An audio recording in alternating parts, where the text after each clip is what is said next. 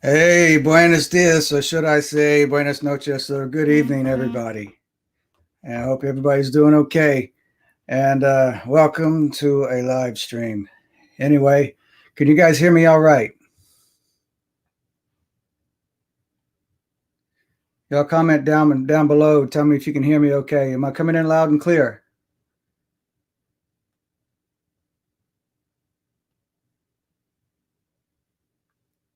Loud and clear. Thanks, Dustin. All right. Let's see who we got in here tonight. We got Dustin. We got Road Rash. Hey, what's happening, Road Rash? The Dirty Knobs. Scouse. Hey, mate, what's going on? And a whole lot of names. And Jason's here. Alan White is here. Trip is here. Wet Thy Sword is here. Koopsta 33 is here. And T-Nap and a bunch of others. Like, golly, the list is long. So anyhow, and how many of you is on here? We got 19 of you guys. Okay, well, that's cool. Well, look, guys. Hey, Tyler. Here's the purpose of this little live stream. I want to include you guys as many as I can possibly do, I guess. Anyway, the subject is going to be what was your first motorcycle? You know, basically, how long have you been riding? And, you know, what are you riding right now? Something that everybody can relate to, something that everybody can tell a story about or share. So what I'm going to do right here at this very moment, I'm going to post the link to this studio or whatever you call it. Oops, I didn't do that right. Oh, hold on a second. I can't talk and operate this mouse at the same time. Okay, I'm about to post the link. So if you guys want to share, you just come on up here and give a little brief story about your first bike and your, you know, how long you've been riding and what you're riding now and stuff like that. But before I do, I'm going to tell you what my first bike was. Okay. My first bike, well, you may not believe this, but my first motorcycle, I've been riding since 2001. And it was a Honda Shadow 1100 Ace. And I rode the wheels off that motorcycle until eventually I ended up buying the motorcycle that you guys saw on the thumbnail, which is that 79 Ironhead Sportster kickstart only. And it was on a rigid frame, on a Paco frame. I rode the wheels off of that thing until I sold it. Ended up buying a Dyna Super Glide, 03 Dyna Super Glide, brand new, put about 100,000 miles on it, and I sold it to my good buddy Jason0770 that you guys see in the chat over on the side. He's riding it now. Anyway, I got rid of that bike and bought a 103 2012 Heritage Softail. And that is the bike I traded to get that 94 Evo Softail that I've got now. And of course, I've got the Tramp that I built, and I've got the Ironhead that I'm building. And I've been riding since 2001. So that's about 18 years, I guess. No, 19 years. I've been riding almost 20 years now. So that's the short story of me. Anyway, I could talk forever about the history of all of that, but it's really not as much about me, but it's about you guys who'd like to share your story. So what I'm about to do right now, I am going to post right here in the comments or in the side chat the link. So whoever wants to come up and talk about their motorcycle and their life and riding bikes for a little bit and, you know, what they're riding right now, you can come up. Just hit that link and just follow the directions. You can come right up on screen with me, all right? So here it goes. There's the link. So whoever wants to come up can come up. So, but I can only handle a few at a time. So, okay. So, but I'll try to get as many of you guys as possible. Remember, keep it civil, keep it clean, be respectful one to another, which I don't have a problem with that with you guys anyway. But just for the sake of it, I figured I'd say that. So anyway, I'm going to go ahead and click this link again. I'm posting it. All right, there it is. I just commented right there in the side chat. Anybody wants to come on? And who we got? All right. Hey, Mr. Grizz, how are you doing today? I'm good. Can you hear me? Yeah, I can hear you just fine. Let me put in my other headphone. Okay. So, Mr. Grizz, could I call you Mr. Grizz? I never met you. Yeah, everybody calls me Grizz or Biker Brand. It just depends on who it is and what part of my life they're from. So. Okay, cool. So where are you from? I currently live in San Antonio, Texas. Oh, San Antonio. I actually like that area. I used to live in Bandera years ago. Okay. And it was for a short time. I like the hill country and all that stuff. A nice area of the country. So anyway, Grizz, tell us about your first motorcycle and how long you've been riding, what you're riding now. In 2002, I bought a 1983 GL 650 Silverwing for $250. Oh, wow. And I rode that bike 30,000 miles in about a little over a year. I had to put a little money into it. The carbs were bad and the brakes were bad when I bought it, but I rode that bike until the electrical system died in it, and I bought a Victory. And then my son tried to ride my little Honda. That's when the electrical system died. But yeah, now 9 motorcycles later, I got a 2011 Electric Glide Classic. So, all right. So, so all in all, it's been good though. All in all, it's been all right though, huh? I mean, been enjoying your life on two wheels and stuff like that. As other people come in, and I heard myself, I was confused for a second. Oh, okay. So basically, how many years is that? Oops. Can you hear me all right? That's. Can you hear me, Grizz? I can hear you, but I hear myself and you over again. Oh, okay. I'll tell you what you need to do. If you have your YouTube window open right now, go ahead and mute your YouTube, and that way you'll get rid of that echo. Aha! That fixed it. All right. Okay. So how many years has that been?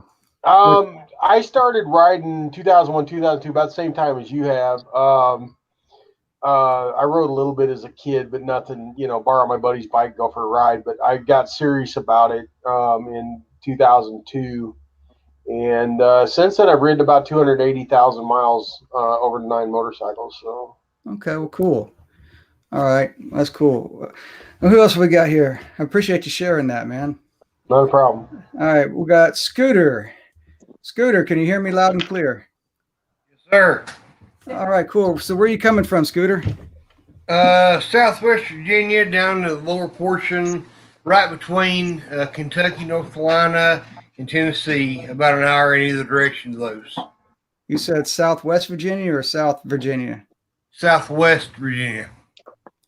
Okay, cool. So that's cool, man. So what was your first motorcycle and how long you been riding?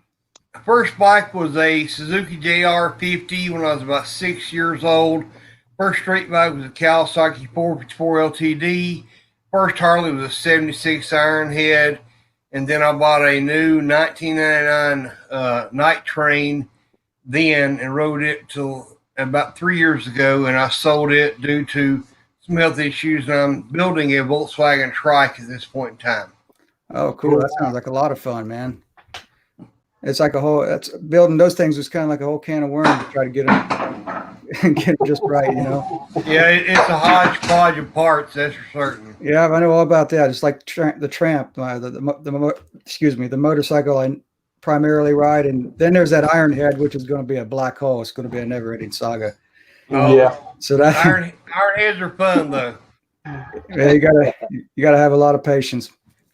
All right, well, that's cool. So how many years have you been riding now?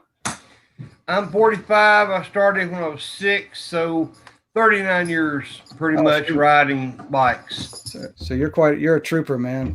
I've only been riding almost 20, so that's cool. So you got a whole lot more war stories than I've got, I'm sure. It's all good. It's pleasure. Yeah, it's freedom. I hear you, man. I appreciate you sharing. Thank you. All right, I'm gonna go ahead and bump one of you guys off so I can let this other new guy is waiting to get on. His name is Nashville Jeff. So I'm going to let Mr. Grizz, you were the first one on here, so I'm going to let you go. Okay, cool. And I appreciate you coming on. Not a problem. All right. Thanks a lot. Yeah. All right. Now we got Jason. Hey, you What's guys. up, man? Jason here, Jason 0770. If you guys have been following me for any length of time on YouTube, you'll recognize this face. He's been on a few of my videos from several videos back. He hasn't been on the channel in a while, but he's the one that rode with me to Texas last year when I rode the Tramp to the Giddy Up Texas Chopper Rally. And this is the guy who's currently riding the bike that I just told you guys about. It's the Super Glide. So I wore the bike out now. He's got it, and he's putting more wore out miles on it. So, but then again, I shouldn't tell you guys that because I should let Jason tell the story. Anyway, Jason, what was your first motorcycle? Oh, very first? Yeah.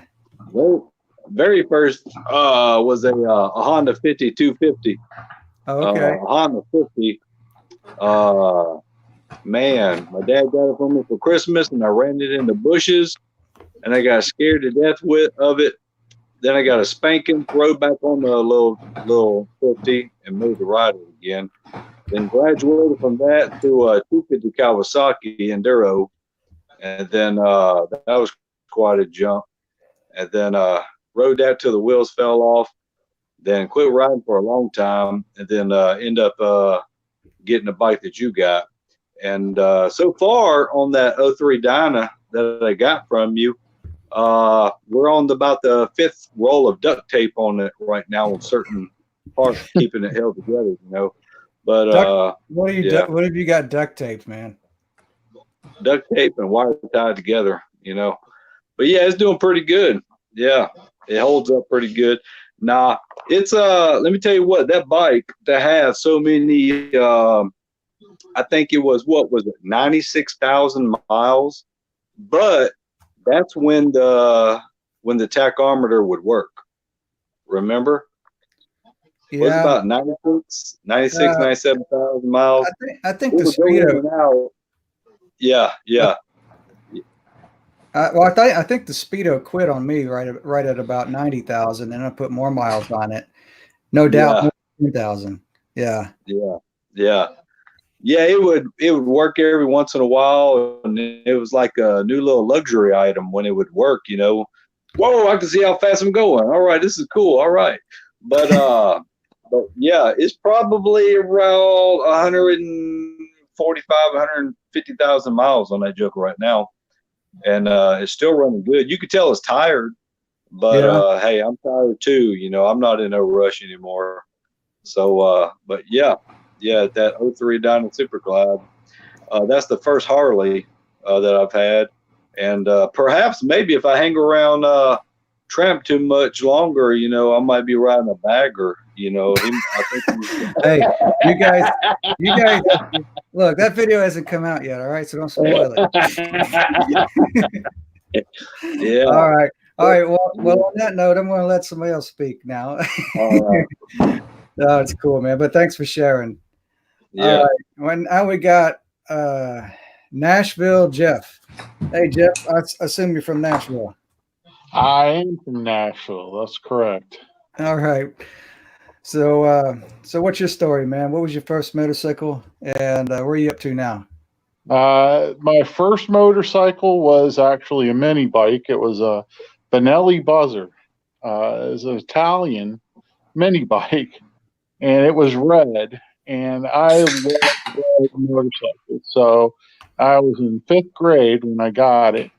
Then I graduated to a Honda Z and just rode the wheels off the whole thing. I mean, I rode it like every day, and I loved that thing. And then I graduated from there to an XR75, then to a CR125, and I quit riding for a while because I had a family, and my son got interested in motorcycles and working on bikes and working on cars, which is my hobby. And he found a barn find, Kawasaki Vulcan VN 800, and he rebuilt it. And the thing was beautiful. It had a cracked carburetor. The guy had laid it down and got scared of it, I guess. And he gave it to me. and it changed my life really, because I hadn't ridden in so long. I love to ride, and I've ridden that thing all over Tennessee, and it's just I started watching you, and I started thinking about maybe getting a Harley. Went and rode a couple of soft tails. Went and rode a Heritage over at Bumpus and Murfreesboro.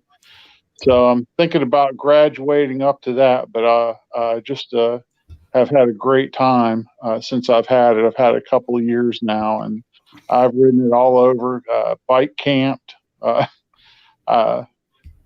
it's been a lot of fun. I recommend anybody who is wanting to get a bike, you can afford one. They're out there, and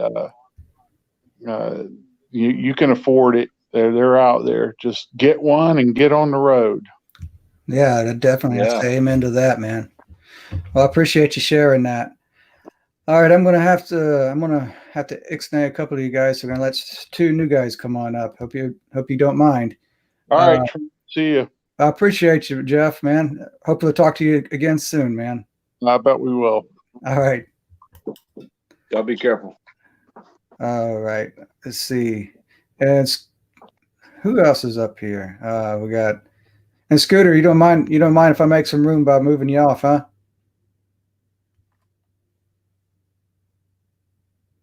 Yeah, okay, I'll just do that. Okay, who we got next? We got Dustin, and we have, hey, Alan, what's happening? Hey, how you doing? I'm doing all right. All right, Dustin, what's going on, man? What's your story? What was your first bike, and where you at now? Well, my first bike is actually my current bike. That's cool. I didn't do the recommended start small and go big. I didn't either. I was the go big or go home type. So there you go. Riding a 2010 Fat Boy Low. Well, that's cool. And a few years after I got it, I decided, no, this doesn't have enough power for me anymore. I need to do cams, heads, exhaust, dyno tune. That's cool. So the 2010 Fat Boy is your first motorcycle. So you bought it in 2010? Yep. So you've been riding 9 years now, huh? Sort of. Yeah.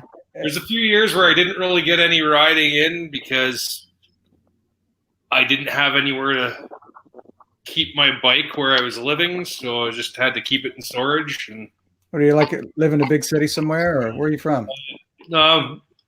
I'm out in the middle of nowhere, really. Okay, I got you. That's cool, man.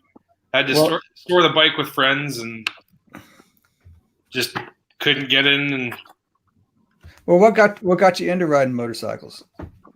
I was always interested in bikes, and my uncle had a Honda motor scooter that he was selling at one point, and he sold that to another one of my uncles, and I would ride that whenever I had a chance. Yeah. When I got into 4-H in grade 10 or 11 or something like that, and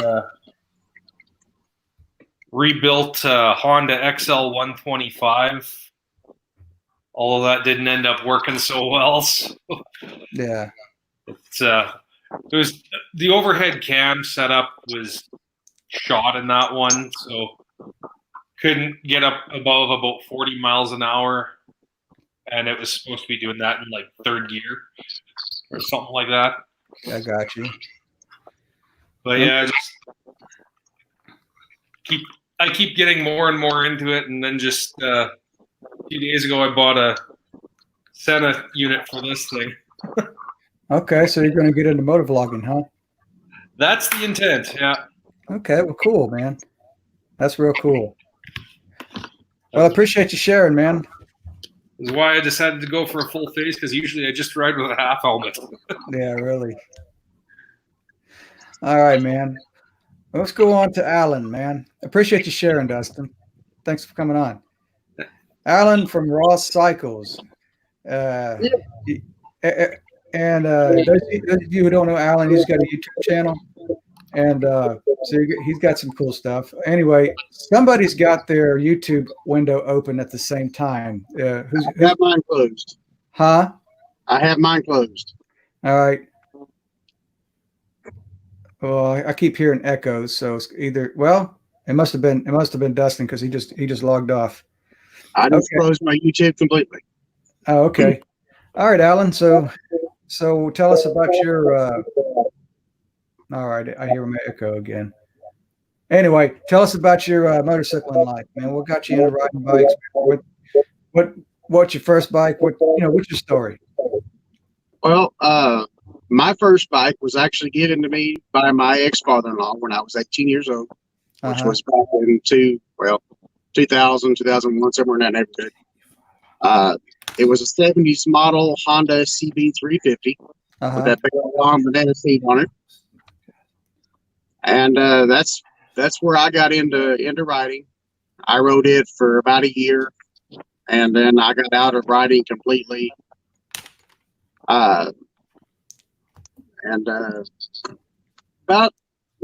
April of last year, me and my current wife went down and took our MSF course, and I've been on a bike ever since. All right, that's cool. So about how long has that been? How much of a time has that been since? Well, it was about 20 years since I got on my first bike. But it's been almost a year since I've been back on a bike. Okay, so you're back and enjoying the wind, the freedom of the road, and stuff like that again. Oh yeah. The current bike is an 02 Yamaha V-Star Custom. Okay, I got a question though concerning you. Let's see, you drive an 18-wheeler, and so you're on the road a lot anyway. Yeah. And from your perspective, what is it like as compared to traveling in an 18-wheeler and then traveling on a motorcycle? I mean, I don't know if you've done any long trips on a motorcycle, but if you have, what's the trade-off? Not trade-off, but what's the, is it any different, so to speak, as far as the adventure of going somewhere? Yes, it's now this is going to sound like a cliche, but 18 wheels moves your body just like 4 wheels does. 2 wheels move the soul. I hear that, man. I hear that. I mean, right now we're in Oxnard, California, sitting here waiting to get loaded. Yeah, the sun's finally starting to set over here. And we run from Minnesota to California or Minnesota out to Arizona, and that's all we do. So we move thousands of miles, but there is something totally different when you get on 2 wheels compared to this. Yeah, compared to 18 wheels. Yes. Yeah, I don't doubt that, man. I mean, I know where you're coming from. I can't explain it with words either, but I know what you're saying because you got to do it to know what's up. But, yeah. If you've never been on 2 wheels, and for the people that are watching that are either wanting to or they've got this idea that they want to do it, it's just good. Right. It's like the old cliche, if I had to explain, you wouldn't understand, right? Exactly. Right. Well, I appreciate it, Alan. Appreciate it a lot. So let's move on over to Anonymous Biker USA, man. Good evening, Mr. Tramp. How you doing, man? What's up, dude? You guys may not know Anonymous Biker, but I bet you do, because if you go to all the live chats, everybody knows this guy. Okay, he's my homie. He's my neighbor. Lives in New Orleans, just 80 miles west of me. So it's great. So anyhow, what's up, man? How's how'd you get into motorcycling? What was your first bike? What are you riding now? I mean, just tell us your story. So I started way back. You remember when they had 3-wheelers instead of 4-wheelers? Yeah. I started with the 3-wheelers when I was 7 or 8 years old. My uncle got me one just to learn how to work a clutch and a brake. Graduated to the 4-wheeler, then went up to like a 125 Suzuki to a Honda. And now I have a 2019 Kawasaki Voyager, an Indian Scout, and a Triumph Daytona 650. So you got more motorcycles than I got. I got 3. You got 5. I don't have 5. I got. Now you- Well, I could probably make a 5th one, I guess, with all the parts I got laying We around. got, There's still room in on your box- garage. Yeah. What's that, Jason? They're still in boxes. Yeah. Right. Oh, okay. Well, any of you guys do 95 people who are still watching, I'm going to share once more in the chat section this link if you want to come up and talk about what you got, how you got into riding bikes, how long you've been riding, what you're riding now, all that kind of fun stuff. So we're going to sit here, the 4 of us, I guess, the 4 of us that's left on the screen, and chew the fat and until somebody else wants to jump in. All right. So anyway, hey, Anonymous Biker and Alan, I think you guys heard me say this. I don't know if you were already on here, Alan, when I was talking about Jason here, but you guys saw my Giddy Up Texas videos, right? Yeah, Yes, I've watched sir. it more than once. Yeah. Okay. Well, this is my partner in crime who was on the videos too. This is Jason. This is the guy who helped me dig in the We yard. all need to go. Do what? We all need to meet up there and take over that little campground area that we had right there. We up there and take care of that little area. Just take it over. Oh, you're talking about Giddy Up?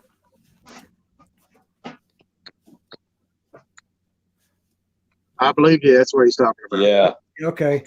Well, I learned recently that Giddy Up is no more. can't hear you. And what's going on? It's just, this is weird. It must be my connection. I learned recently that Giddy Up is no more. That last year was the last year they're going to do it.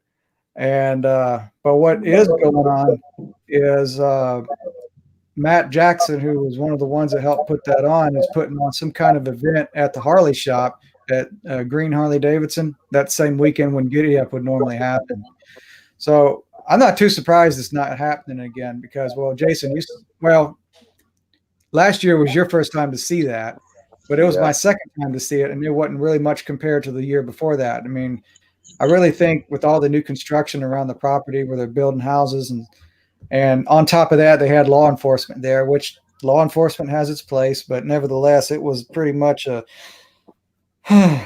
bummer to the event because, unlike the year before that, they were wanding people and that pretty much ran a lot of people off, I believe. And so the biggest thing that will kill any event or any business is word of mouth. So I'm not surprised that they're not doing it again. That might be the reason why. They might not. I don't know.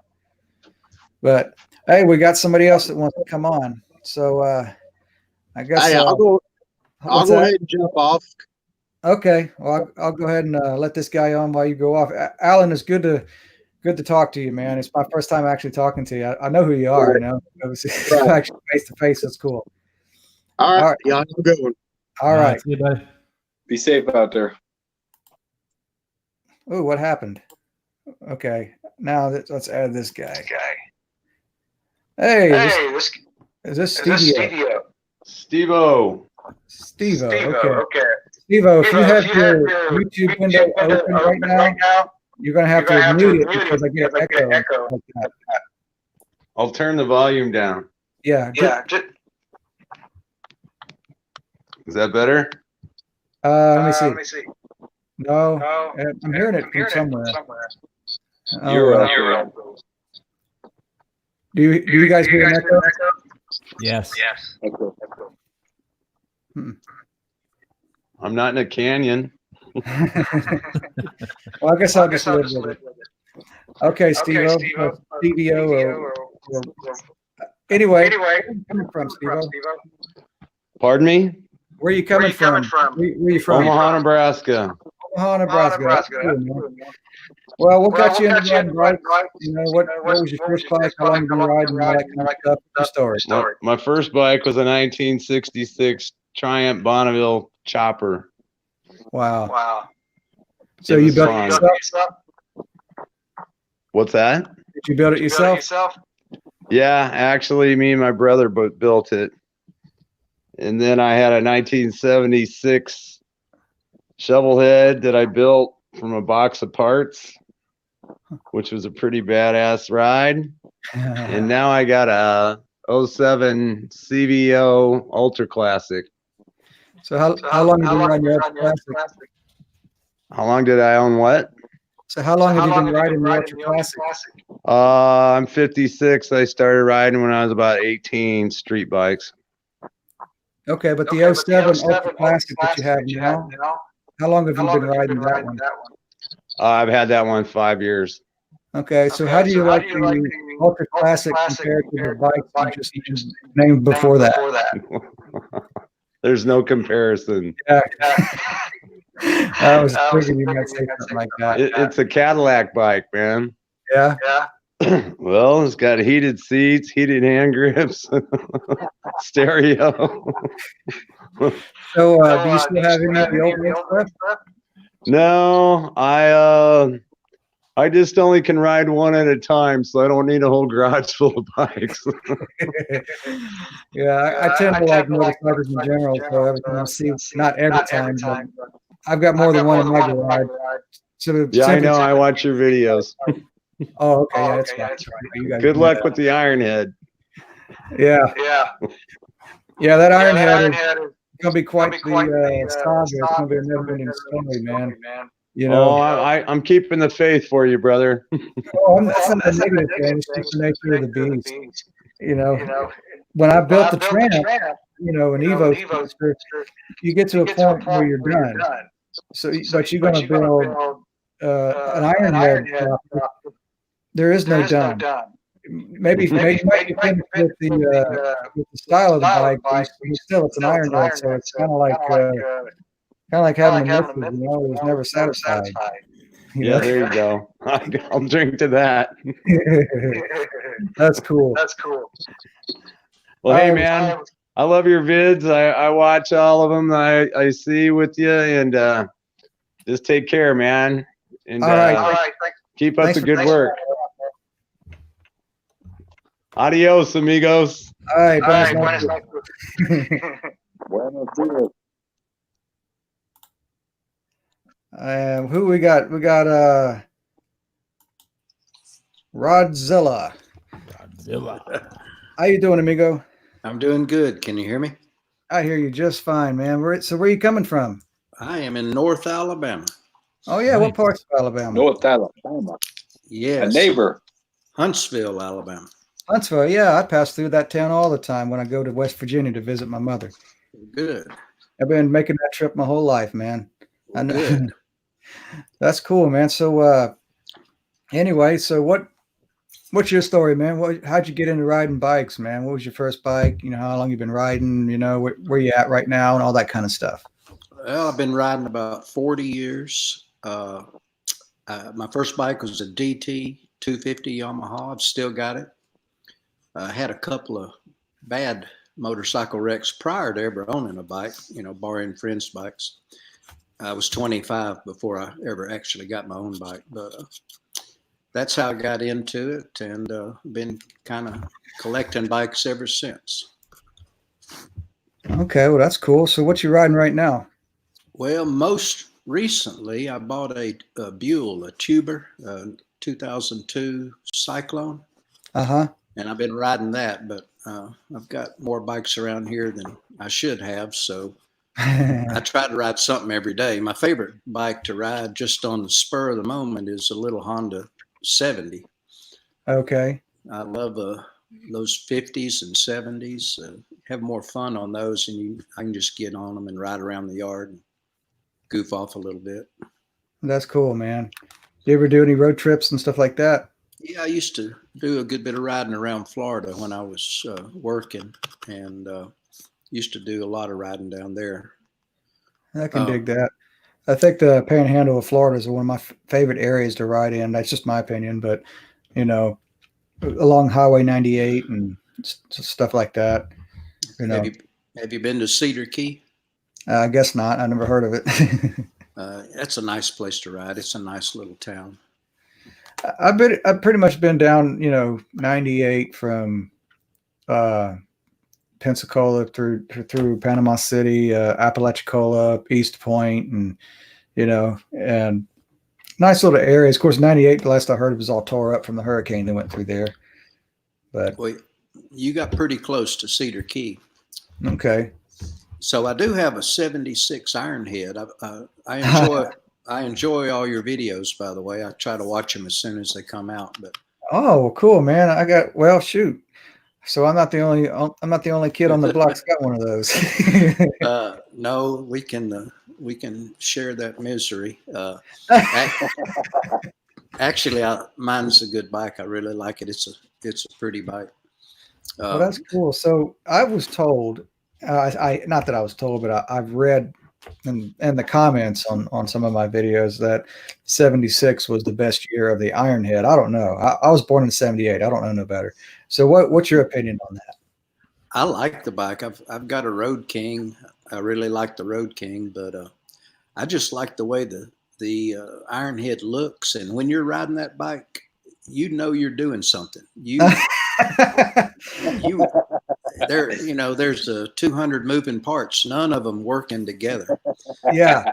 And you know that you're part of that bike and you're part of riding it. I agree with that. I so agree with that. My first Harley Davidson one was a 79 Ironhead on a Paco frame, and it was all kickstart. And I went from riding a Honda to that. It was like going from the frying pan into the fire, But I didn't care, man. I was proud of that thing. I didn't care, The only reason I knew that thing was running is because I was wrenching on it, and I'm going somewhere because I made it go, and that's fun. That's exhilarating. And anyway, I sold that bike, and I'll fast forward. Now I got this 76 Ironhead. I haven't had an Ironhead since 2003, and I actually got that thing to run and stay running for more than 5 minutes one time. And the thing sat for several years. Actually, the story on that motorcycle is it belonged to a friend of mine who passed away, and his widow tried to get the thing sold, and nobody wanted it. So she gave it to me, and she wanted me to have it. And so I got the thing to fire up after messing with the carburetor, and I rode it around the yard, which you probably saw that video.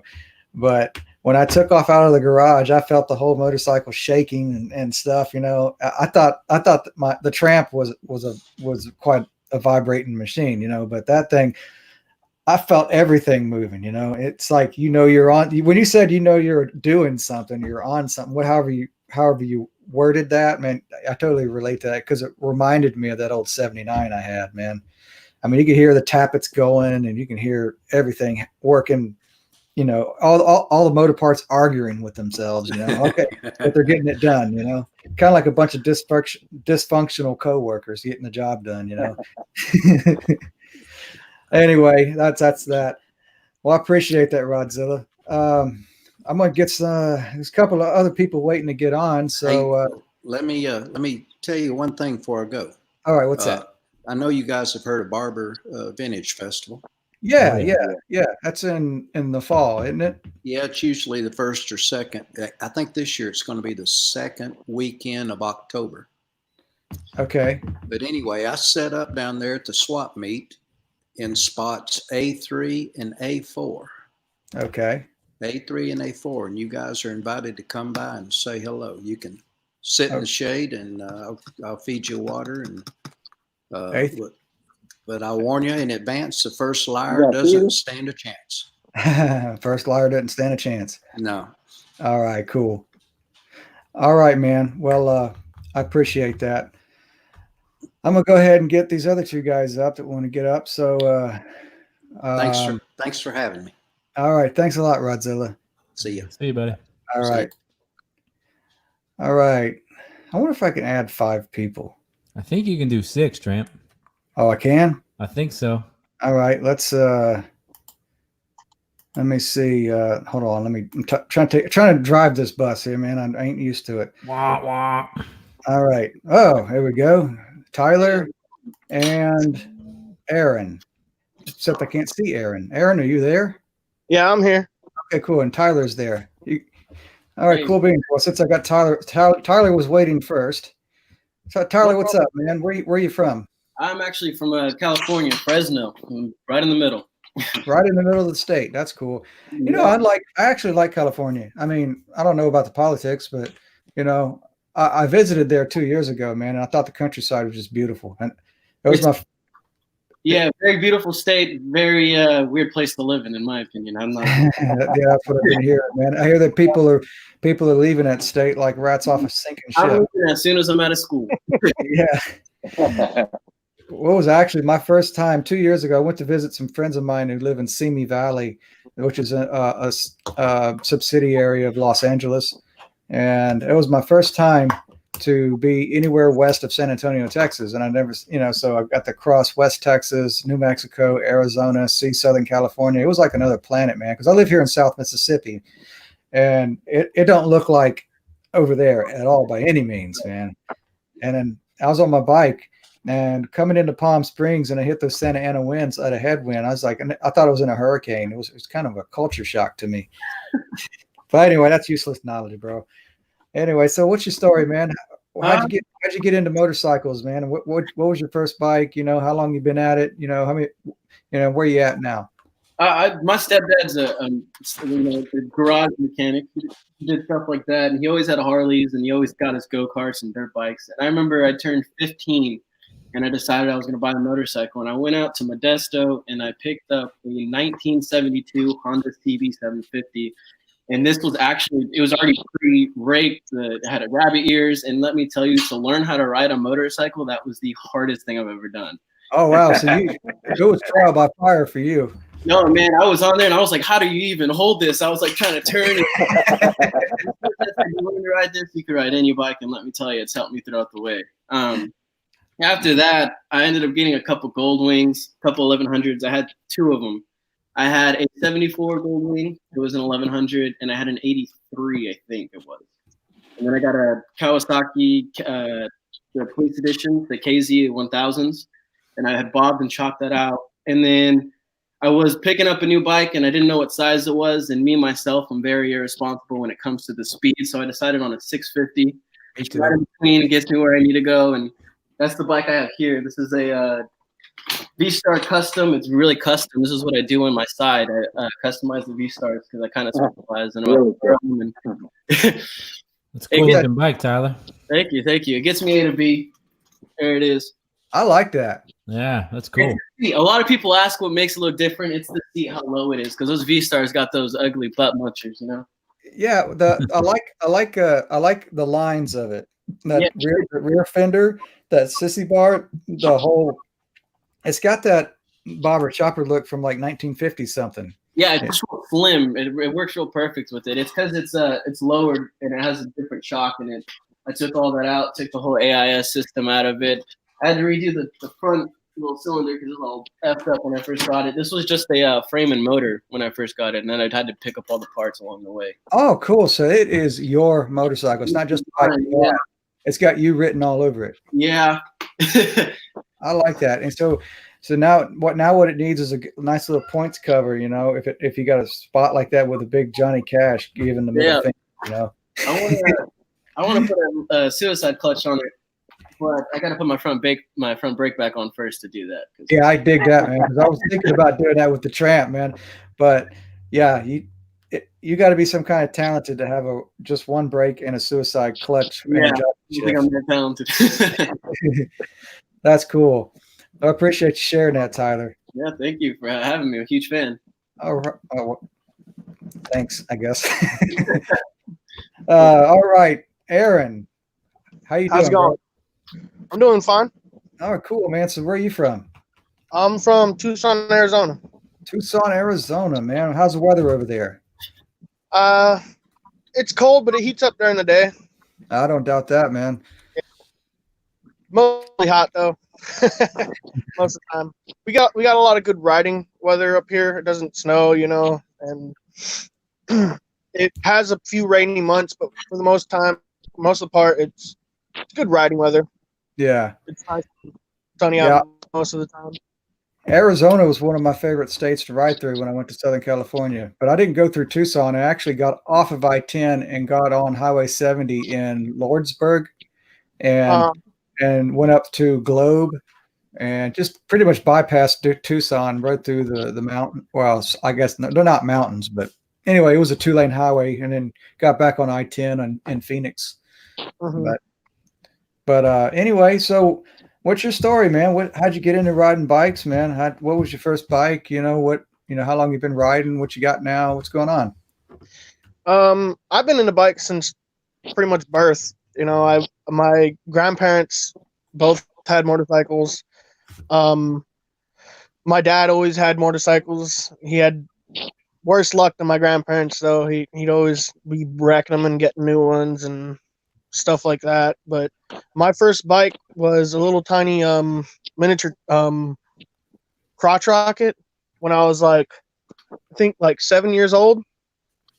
And then my mom caught me doing wheelies on it down the street, and she took it away. Imagine that. Made my dad sell it. So and then after that, I think when I was 12, 13, my dad got me a little mini chopper, and I love that thing. I was popping wheelies on that thing too. Oh, wow.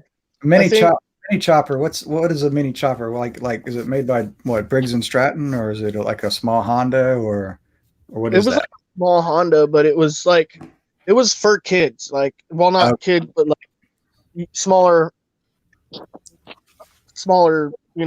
younger people, Okay. Maybe 75 cc or something like that. Okay, I got you. So you do a lot of riding around where you're at, though, huh? You said you got some good riding weather at the moment, huh? Yeah. I believe I started out. Well, my first bike I owned that I bought was Vulcan 500. It was a 98.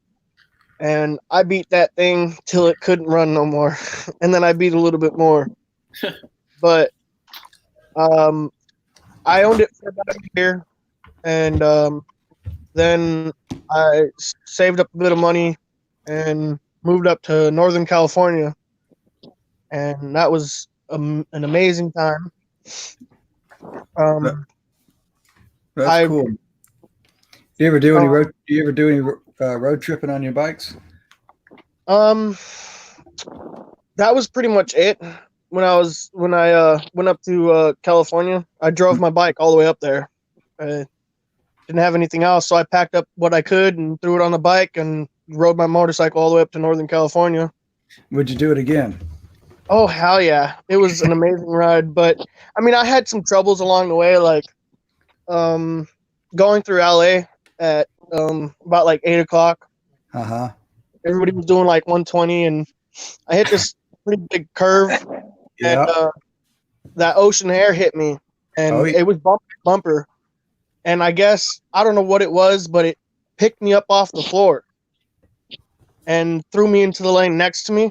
Oh. And it was right in between cars. I don't know how it happened, but I just kept on going, and that was the scariest thing that's ever happened to me on a bike. That's what you call grace and providence, man. God Almighty had you in his hands, and he said, nope, it's not your time yet, so I'm going to hold on to you. Yeah. All right. Well, Aaron, I appreciate you sharing, man. Yeah. All right. Nice talking to you. And we're going to go on over to Eric. Eric, how you doing? How are you? Doing all right. So where are you coming from, Eric? Where are you from? Oh, I'm over here in Omaha, Arkansas. Omaha, Arkansas. Oh, I didn't know there was one. That's pretty cool. What part of the state is that in? It's the most northern part, right under Missouri. Okay, so in the Ozarks, kind of, sort of? Yeah. Okay, cool. I might have rode through your town at one point or another. I can't remember. If I did, it would be back in 06. Anyway, so Eric, what brought you into the motorcycling world, man? What was your first bike? How long you been riding, and what you doing right now? Well, what got me started is Harleys back when I was a kid. I loved them. Yeah. But I never got a chance to have one. And so life went on. I turned 40. And I was had some health issues come up. I'm like, you know what? Now's the time. So I bought a 76 Electric Glide. 76? Yes, sir. Oh, man. You did it the right way then. Yeah, that was my very first bike. And I stripped it down, redid the whole thing, made it look awesome. Of course. But I was afraid riding down the highway with it being a 4-speed that I'd kill it. Well, it's probably a 60, 65 mile an hour motorcycle you got right there, huh? At 70, it was screaming like a banshee. Yeah, I bet. You know, But, I had that issue with the Tramp, and then what solved it was messing with the final drive. You know, either going to a smaller rear sprocket or a bigger front sprocket or something like that. But I know you can't overdo it because you kind of take a beating on the bottom end if you go too heavy on it. You know what I mean? oh yeah. But I wound up trading that off. I got a 02 Roadstar, and I was riding that up until December of 18. I got hit by a car. But I took it, rebuilt it, customized it, and I should have it back in a week. Okay, well, as soon as it's done, I talked to a buddy of mine into following your trip to the Crossroads. Really? Yes, sir. Yeah, that's cool. That's cool, man. I was going to ask Jason, you. I saw you on that, and I loved that joke you told about the wheelchairs. Hey, that was true, man. That was true. Every bit was true. It was awesome. You want to know? I can vouch for that because I know that's a true story. The reason why I know that's a true, even though it wasn't there, every time he tells the story, he tells it the exact same way. And who can tell a 10-minute story exactly the same way if it's not true? You know what I'm saying? That's right. And do it for a matter of 10 years. You know, so it's got to be a true story. And yeah, four-wheel drive and not the tires. and knowing this guy right here, that's a true story because that's just how he is. All right, guys, I'm going to have to bump some of you guys off because I'm at my max, and just to make room for whoever else might want to come on. So, hey, let me out of here because my battery's fixing to die. All right, Jason, thanks for coming on, man. And so we got to kick some asphalt together soon. You know, it's been a little while. All right, man. Y'all be careful. All right, later. See you, Jason. All right. And I guess, all right, you guys in the chat, sorry, I can't keep up with all the comments, but I know there's too much I can't keep up with. But anyway, I'm posting the link one more time. Well, it's not going to be the last time, but so if anybody else wants to come on. Hey, Tramp, somebody's asking, is there an ability to call in? To call in? Yeah. Well, that's what we're doing right here. Just get on. Unless they have. Oh, you mean like just like a phone call? Yeah. Oh, okay. Shoot, I don't know, man. I don't think so. Not that I know of. Gotcha. Now, if they have a smartphone, they can come on. You know what I'm saying? Yeah. That's Ghost Dog Matta said that in the side chat. Oh, yeah. He's been commenting on my stuff lately. Okay. Anyway. So I guess I'll take a look at some of these comments. Let's see if I can go up as far as I can. And too busy staring at Tyler's bike. That's cool. Hey, bro, guys. Road Rash just said you can't call in. It's just the way we're doing it. Okay. Hey, somebody named Mrs. Peaches 79 says, I know Anonymous wants to run me over with his bike. Yeah. All right, Peaches, keep it moving. Oh, you know that person? Yes, sir. Oh, okay. Let's see. What else we got? Tramp is Echo. Like that. I think I figured out what that Echo was. The one guy I was talking to, he was using his phone. I was hearing myself playing back through his phone. I think that's what was going on. Road Rash, come in here. Yeah, Road Rash, come on in. I'd love to have you in here. Love to talk to you again, man. Is he still on? Yeah, he's on the comments. He just made one. Oh, he did. Oh, yeah, I see him. All right, Road Rash, you've been found out. We know you're spying on us. Now you're being caught. You're being summoned up here on the screen. Oh, there he is. Oh, and there he is, the one and only Road Rash HD. How you doing, man? Hello? Are you there, bro? Or maybe blink once if you can hear me. Blink twice if you can't. Blink, blink. Hey, what happened? What's up with that? He just jumped off the ship. Not a fan. Oh, man. Red Rush, come back, man. What's going on? Hey, Butch. Butch, look, I'm gonna share this link, man. Go ahead and click on it. All right, Road Rash, he's coming back on again. Hey, Road Rash, you there? Okay, how's that work? Yeah, man, it works great, man. All right. Great to see you again, man. Right on, man. Thanks for having me. Hey, tell us your story. How'd you get into riding motorcycles? What you riding and all that kind of stuff, man? All right. So how did I get into riding motorcycles? Well, I was bored of looking at musical instruments on Craigslist and decided to click on the motorcycle tab. And no, true story. I believe it. I believe it. And so I started looking at motorcycles, and all of a sudden I seen this little hardtail CCW. I can't remember what it's called now, but it was a Chinese motorcycle this American was bringing in. He was his own American company. It was called CCW, and it was a little 250, and it was a hardtail. And it was just like, man, that thing's cool as fuck. I want that. So I started looking at it on the YouTubes and whatnot. And when I did that, that's when I discovered Shade Tree Surgeon and Blockhead Moto. Oh yeah. And once I started watching those two, I was sold. I got to get me a motorcycle, right? So yeah, I just basically so right now I'm just riding a little Suzuki GSX 250R, and that's what I got. But I'm saving my cash. I'm getting something bigger. I want me a little Iron 1200. That's my next bike I want to get my hands on. But I rode the Iron 883 last weekend. Yeah, it's a fun little bike, but I prefer the 1200. Oh yeah, I'm sure you do. In fact, I would too. If I could afford it, I'd love to own the new Road King Special. That's the bike that just gives me the boner, right? But yeah, that's a little out of my price league, so I'm just gonna go with the Iron 1200 for now until I can save up a little more cash and get something a little bit bigger, right? So I'm in no rush. I've ridden 10 different Harleys, so the video no rush to get on one yet.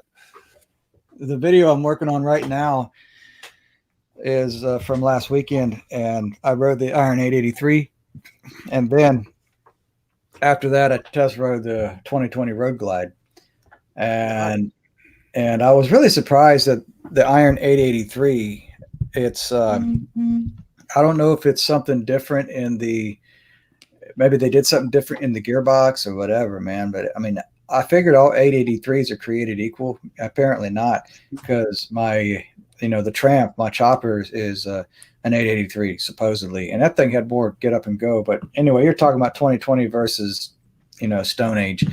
But anyway, I made that video because it's going to be called something along the lines of Bagger versus a Sportster. Yeah, I seen that. I actually seen something on your Instagrams. That's where I seen that. Yeah, I thought to myself, what else have I been talking smack about? I talked a lot of crap about the new bikes because they're not cool like old school. But then how can I have an opinion on something I know nothing about, have no experience with? So I went and made that video with at the Harley shop about me riding an M8. Let's do something honest and be fair and have an experience with the stuff I have an opinion about, Mm-hmm. And so I did that, and now my perspective has changed. I still rather have some old stuff, but the thing is that those are some fine motorcycles. The other thing I talked crap about, which I tell you what, when I talk some smack, man, most of the time I don't believe the crap that comes out of my mouth anyway. It's just for fun, but anyway, but I got to thinking, that the dealership by me called me on the phone and asked me if I wanted to come over and make a video. And I was like, really? Yeah, that'd be cool. Cause I got an idea in my head, what else do I talk crap about? Oh, well, I was talking about the Bagger being a girl's bike, So, cause people, people say the Sportster's a girl's bike, you know? Yeah, exactly. Okay, well, Mr. Tough Guy, why don't you go ahead and throw your leg over that thing and ride it from coast to coast and not go ow, you know? Yeah, So exactly. But you got to have something with a cushy seat, air ride suspension, a fairing, a windshield, something your old lady would be more comfortable on. So which one's the real girl's bike? Okay. Yeah. Okay. But here's the deal. I just had to, anyway, I had to go, and I never sat my butt on a bagger, so I had to go do it and to see if my opinion would change, you know. And okay, it's not a girl's bike, but nevertheless, you still got to be a man to ride a Sportster across country and back, you know. But that's how that all started, though. But the iron, I said too much, by the way. But I was going to say the Iron 883 delivered more than I expected it to. I mean, I thought that thing was going to stand the wheel up in the air. Oh yeah. No, they're for a little fucking 883 or a 1200. They're pretty torquey. But like I said, the only bagger I've ever ridden was a Road King Special, and that was last year's model, the 19. And when I got on that throttle, that thing pulled. I couldn't believe how hard that bike would pull. It was like I was doing the Superman off the apes, right? Yeah, it pulled, you know. Cool. And before I rode that, I also got a chance to ride the FXDR with a stage 1 and T-bars on it. And I like the when, you know, I let off the throttle and I can hear the thing pop, and I was like, yeah. And it was just, and I was looking in the mirrors and they were just shaking. But for whatever reason, you know, when I got on it, maybe it was just happened to be that ride, I wasn't able to get on it as much as I wanted to. But it never really gave me that same sensation of pulling like the Road King did. Right. I got you, man. You know, it's just, I don't know what they did to the Road King, if the gearing is different or something, but it just felt like it was pulling hard every time you open that throttle. And it was what year did you say that bike was? The 2019. 2019. Yeah, that was last year's model. Usually what Harley does or has done whenever they go to a larger engine displacement, they will hop up the gearing, in other words. Yeah. Like, I know that, let's see, I have a 1994 Heritage Softail, and I also had a 2012 Heritage Softail, and both of them I've been inside the primaries for various reasons. Yeah. And the 1994 80-inch motor has a much smaller engine sprocket and clutch basket than, say, the 103 twin cam does. And with all that extra top end power and all that extra torque, then you can turn over some higher gears. And so they go with bigger engine sprockets and bigger clutch baskets in order to have a 6-speed and actually have taller gears, because you got that extra horsepower to handle it. Exactly. You know? But anyway, that's probably what they did, you know, more than likely, because that's been their pattern throughout the years. Yeah, I was just impressed with that bike. It's definitely the bike that I'd like to have. I seen one of our Harley dealerships, they actually did one up. They were selling it. It's sold now. It was actually really nice, but they put T-bars on it, and they put the old FXR fairing on the front of it.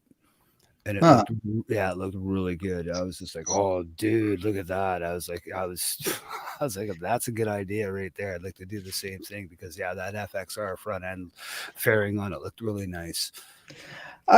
There's a guy, I know him personally, and he's got a channel himself, Kid Moto 22. Yeah, I know Kid Moto. Yeah. Okay. I follow him.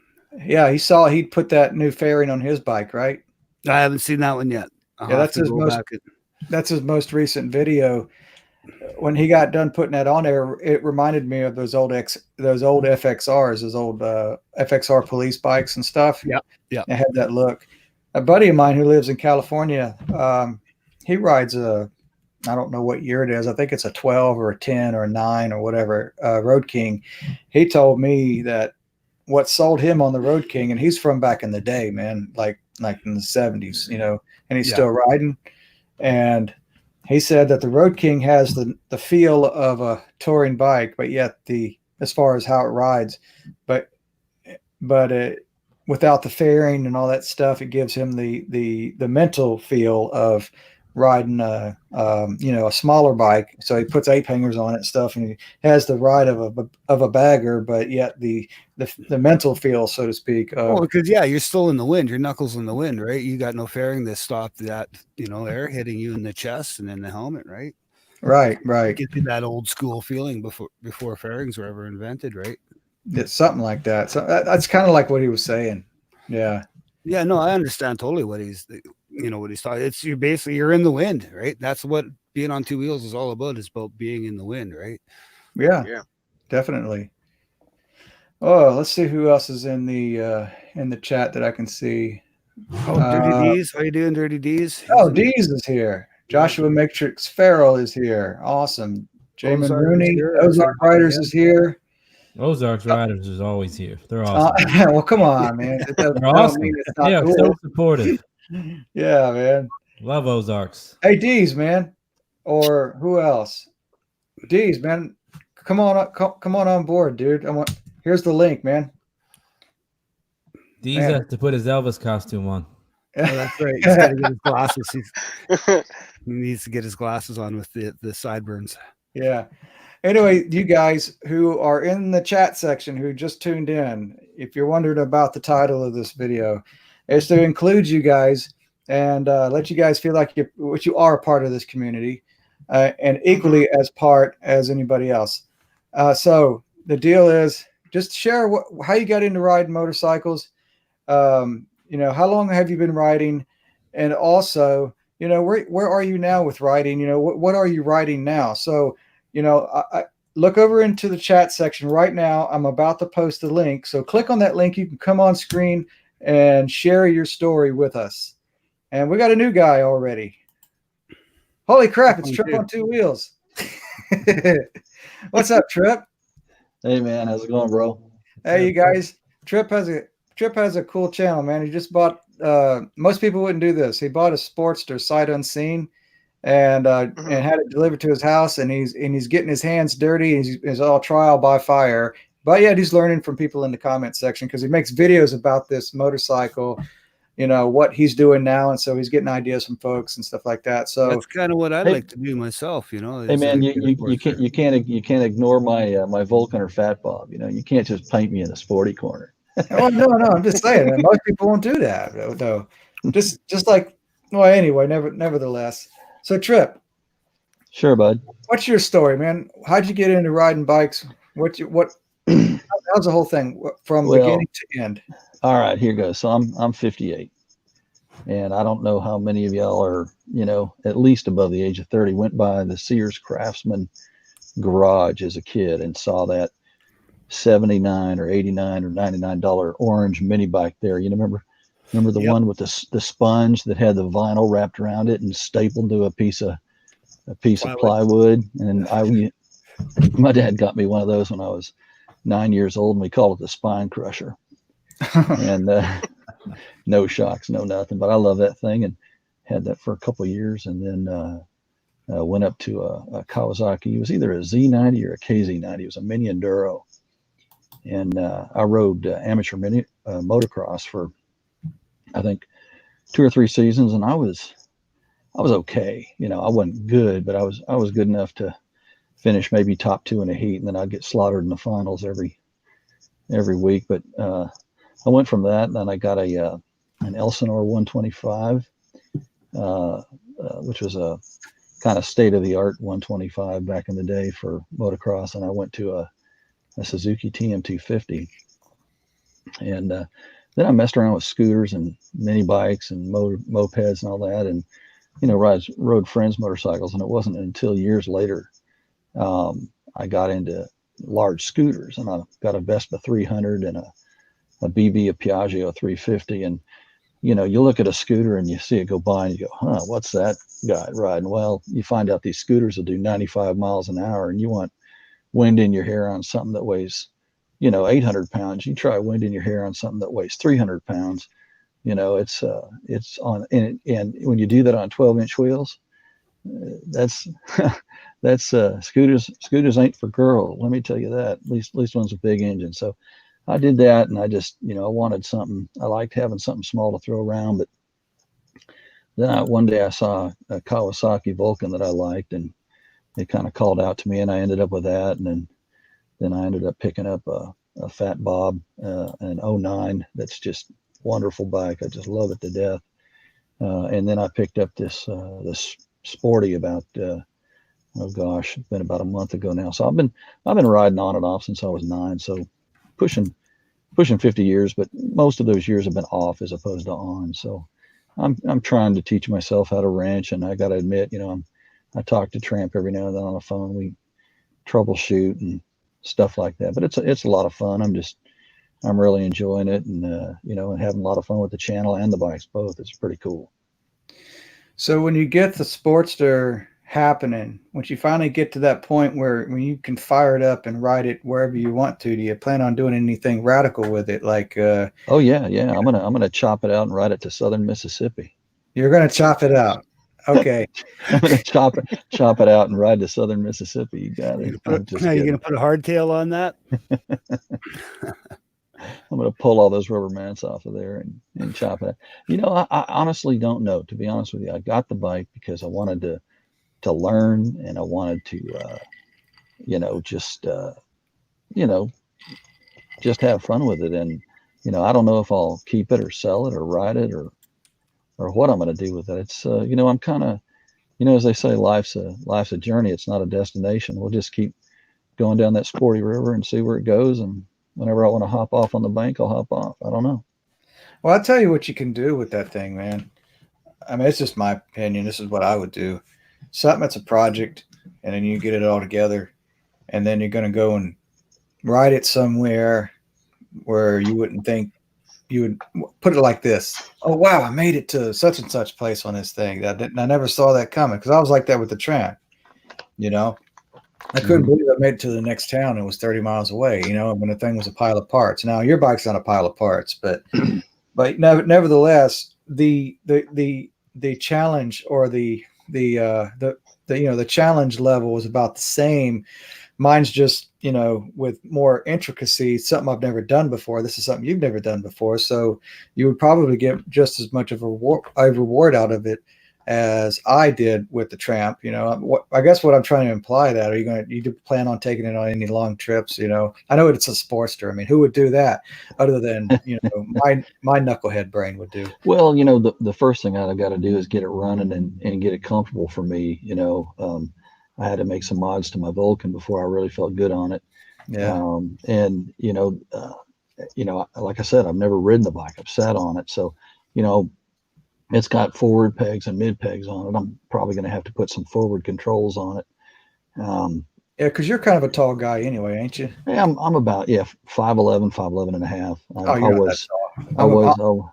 I'm almost that tall myself. I was, 30 years ago, I was 6 foot, but no, that's, to be honest, no more, but maybe 5'11" if I'm lucky. But, okay. We'll see. We'll get comfortable on it. One thing I was going to do, I'm still planning on it if it works out, is sometime next month, I'm going to ride a scooter. I'm going to ride a Vespa 300 from San Diego to the middle of Death Valley. So that's something kind of cool, and I'll probably put some stuff on the channel on that. But if you think about it, Harley riders and Vespa riders, although they're other sides of the planet and what they are, those people are devoted, and they're very, what I'll say, I don't know, iconic bikes are just very different. There's a lot of history to them. Mm-hmm. So that's something I'm looking forward to doing. And like I said, I'll be real honest with you. I've ridden a number of different Harleys. I've never ridden a Sporty. Yeah. I've never ridden, well, it's classic. I've ridden, probably 6 or 7 different, but I've sat on Sportsters. I've sat on the one I've got. I just, I got to get out there and ride it. And yeah, it'd be cool to get the thing going. And, like you say, know that I built it, know that I'm responsible for it. And it gives you sort of a feeling of accomplishment when right, exactly. That you created what's taking you somewhere, Well, like they say, it's built, not bought, right? Yeah, there you go. Yeah, you got it. Hey, Trip. Yeah. Did I hear you just say you're going to ride a Vespa from San Diego to Death Valley? Yes, sir. That's going to be one hell of a series. You're going to record that? You're going to document it, put it on YouTube? Yeah, I think I am. The biggest or one of the coolest. And if you guys are ever out in San Diego, there's a place called Scooter West, and it's I think the second biggest Vespa shop in North America. And the guys out there are just the coolest dudes. I mean, they all ride scooters. I mean, there's a culture of it, and they ride. And there's a guy out there who helps run the parts department. His name is Wayne, and he and I've been friends for some time. And I took a train trip around the country, and back in April, I went about 8,000 miles on Amtrak and went out there and visited him, and we hung out. And that's when we kind of cooked up this idea that we were going to take 2 scooters. Again, 12-inch wheels. Wow. You go 12-inch wheels at 75 miles an hour on an interstate. That takes some balls, man. That's a girl's bike. Yeah, well, it's a girl with big muscles, let me tell you. So I need to try that. You got me curious now. I tell you, let me tell you something. How many miles is it from San Diego to Death Valley? It's a 2-day trip. I think it's probably about 350 miles. And do you follow? Do you watch this guy named? Have you seen him? $1 Million Bogan. No, I sure don't. Okay, he's an Australian dude, and he's kind of off his rocker. Well, he's not off his rocker. He is. But he's entertaining to watch, man. The things this dude rode a stock Sportster from Nepal, India, to Mount Everest. Whoa. And just anyway, the stuff that people would do for YouTube content. But right now. And I admire what he just did, man. I wouldn't do it. It's cool to watch. He's a cool dude. But anyway, right now he's doing a fundraiser to bring awareness to male suicide, some kind of I think prostate cancer and something else. Mental health. Mental health, yeah. And he's riding a Honda Monkey across, cool, yeah. Across from where he lives in Australia to the other side of Australia. Yes. I have heard of him. I haven't seen his channel. Okay. I've heard of him.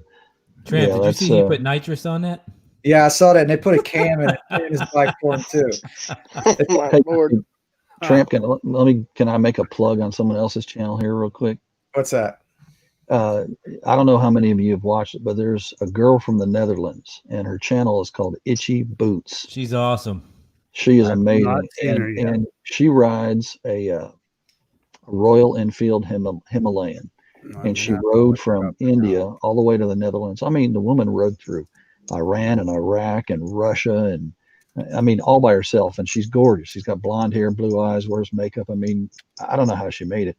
And so she did that, and it was about, took her 3 or 4 months, and now she's riding from the tip of South America all the way up to Alaska, and that's gonna take her 2 years. But she's on this Himalayan 400, and it's really really it's pretty good. She tries to upload a video every other day, about 10-12 minutes, and she's something else to watch. And then of course the other channel you gotta tune into is mine. I mean, Trip on 2 Wheels. What the heck? I'm a sub to you, Trip. All right, cool. I can appreciate all the help. I look at these iconic giants of our time, such as SaddleTramp, and I just look up and I go, man, maybe someday I'll be like him. I don't know. No, you don't want to be like me, man, because the world can't handle more than just me. I mean, not that I'm anything, but come on, man. Well, I've got the starter, the SaddleTramp starter set here going, but I don't quite have the hair yet. So you need a little more color in that. But I'm good. I'm actually catching up with you with the gray beard. Yeah, I'm proud to say, I'm probably 18, 20 years older than you, and you got more gray hair than I do, Tramp. What's going on? It's an Italian thing, I guess. A European thing. That's the same with me. I'm only 51, and the amount of gray hair I have is silly. Oh, well, it is what it is. No big deal. So how do you get like a gray beard and no gray hair up top, man? I always wondered how that works. I don't know. Oh, well. Anyway, I think, well, who knows? Oh, well. So who else have we got going on over here in the comments? Where's Geared Raven? She said she's in bed and she don't want to get up. Come on. I tried to get her up, man. It's 9 o'clock in Florida right now, so. Well, Well, that ain't no different than 8:20 for me, you know. Yeah. It's 6:20 here on the West Coast for me, right? So 6:20 a.m. or PM. PM. So it's still kind of early. AM? No, PM for me. I'm on the West Coast of North America. All right. So how many people got watching? 103. So, okay, no doubt people have came and went, and somebody has tuned in to this live cast who doesn't know what's going on. So what we're doing, guys, I'm going to say it again, that it's just basically something that you guys can be included, and you can come up on screen and talk about how you got into riding a motorcycle, or what was your first motorcycle mainly, how long have you been riding, and what you got right now. Okay, so what I'm going to do right here, if you hadn't seen already, right now I am going to post the link right here in the chat section in 3, 2, 1. Boom, there it is. You can click on that link and you can jump up here with us and tell us your story. And I'm curious about things too, but I'll let you finish. Oh, no, I'm done. Okay, I was just wondering how many people are all-weather riders like myself. I definitely am. Well, I guess, I don't know. I used to be more so than I am now. I guess that's what you call getting tired of being wet, frozen, and sick. Yeah, I'll chime in on that. The older I've gotten, the less I want to do it. That's what my car is for. See, I don't have a car, so all I have is a motorcycle, Well, right? there And you go. So I have to ride in all weathers, right? So and right now it's raining pretty hard outside, and today coming home after work was probably the hardest rain I've ever ridden in, and thank God for my rain gear. That's all I have to say.